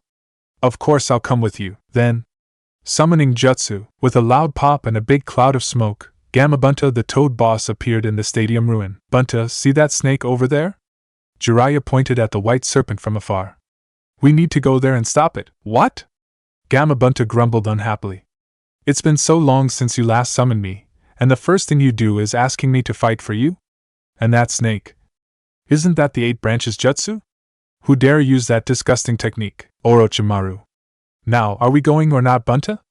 I'll have a drink with you later, Jiraiya answered exasperatedly. Hearing the name, the chief toad didn't complain anymore, but he was still grumbling something which sounded like ungrateful brats in his throat. With an incredible leap, the toad took off, bringing the 2 shinobi back to the battlefield. What was that? Temari started in horror when she felt the ground shook as a giant serpent with 8 heads and 8 tails suddenly appeared from nowhere and landed on the ground about 2 miles away from where they were. Think we should go there and check? Sasuke looked at Naruto, whose head was also looking at the direction. Naruto nodded in worry. Yeah, I think. Then he thought of Gaara, who was still sleeping on his shoulder. What should he do now? His eyes glanced at the sky, and a smile suddenly appeared on his face. On second thought, we don't need to. Let's just leave it to Pervy Sage and his companions. 1 second later, Gamabunta landed on the ground with another slight earthquake. For a climactic battle, it's kinda disappointing that the final battle was totally one-sided. Even if you are, or have become the legendary monster Yamato no Orochi, the monster known to have needed the power of a god to slay, facing the 3 people who might be considered the most powerful in the whole history of the world, including one who was considered the fastest human and the ultimate master of water in his era. The Toad Sage of Mount Mayaboka together with the Chief Toad Gamabunta, and the man who was known as the God of Shinobi, armed with the power which could subdue even the most powerful tailed beasts and Madara Uchiha at the same time, well, Sage Art would style, true several thousand hands, and it's not a very bright idea to piss them off too, you know. Or try to destroy their village. The 1,000 hands surged forward from the giant wood statue, impaling the writhing body of the serpent which was rampaging around, furious as its target had been robbed. The giant snake screeched in pain, thrashing around wildly as the chakra inside its body was being suppressed by the wood stakes. The 8 scaly heads raised high, and from the mouths, snakes burst out, within each of which a copy of the Kusanagi poked out, aiming at the 3-leaf shinobi. Water style, water slicing wave, but the snake couldn't even reach their targets. The very sharp wave of water coming from the second Hokage's mouth had cut them into pieces when they're still in the air, and snake meat rained down the forest clearing. Sage Art, Gate of the Great God, 16 seals. From the sky, 16 torii gates fell down and trapped the tails and heads under them, completely locking the serpent from moving again. Now it's our turn, Bunta. You don't need to remind me. Sage Art Collaboration, Fire Style, Toad Flame Bomb, and the snake, together with a whole 1-mile radius of the forest, was drowned in a sea of fire coming from the Toad Sage. For a while, no sound could be heard except for the cracking and burning noise of the trees and the agony screeching coming from the snake. Finally, the flame died down, and Jiraiya jumped down from Gamabunta's back. He grabbed Orochimaru's neck, which was now poking out of a lifeless mouth of the dead snake body. Any last word, Orochimaru? He growled. The snake's Sannin just glared at him and sneered. Think that's enough to stop me, fool? You can kill my body here, but you're not going to get rid of me that easily. Soon I'll come back, stronger than ever, and you'll all pay for humiliating me today. Ha ha ha ha ha. Jiraiya's eyes narrowed. But then they closed, and to Orochimaru's surprise, a sad smile appeared on the Toad Sage's mouth. You know, Orochimaru, since the time we're in Team 7, I've always admired you. No matter how hard I tried, you're always the better person. Everyone had always favored you over me. Sometimes I was so jealous of you. But no matter what, I still consider you the best friend I've ever had. If you turn your head, we can give you a chance. Orochimaru seemed stunned in a second, then, ha ha. Oh, this is so rich. He laughed like a madman. The dead last wants to give me a chance. Like hell, I need the pity of Konoha losers. Just kill me and be done with it, and he spat on Jiraiya's face. The Toad Sage didn't say anything for 5 seconds. At the 6th, he opened his eyes, and the stern expression once again returned to his face. Very well. If that was your choice. He opened his hand, and a Rasengan appeared on his palm. Goodbye, Orochimaru, he said, and thrust the deadly ball of chakra into Orochimaru's torso. Enhanced with nature chakra, the jutsu easily drilled through the body and tore apart all the snake Sannin's organs to shred. And with that, the invasion of Konoha came to a close. Jiraiya threw the body to the ground, and used a quick fire jutsu to incinerate it. Then he turned and walked away, back to the village. Jiraiya-kun, are you all right? On his shoulder, Lady Shima asked worriedly. The man didn't answer, but if anyone paid attention, they could see one, and only one drop of tears trickling down his cheek. Well. This is getting interesting.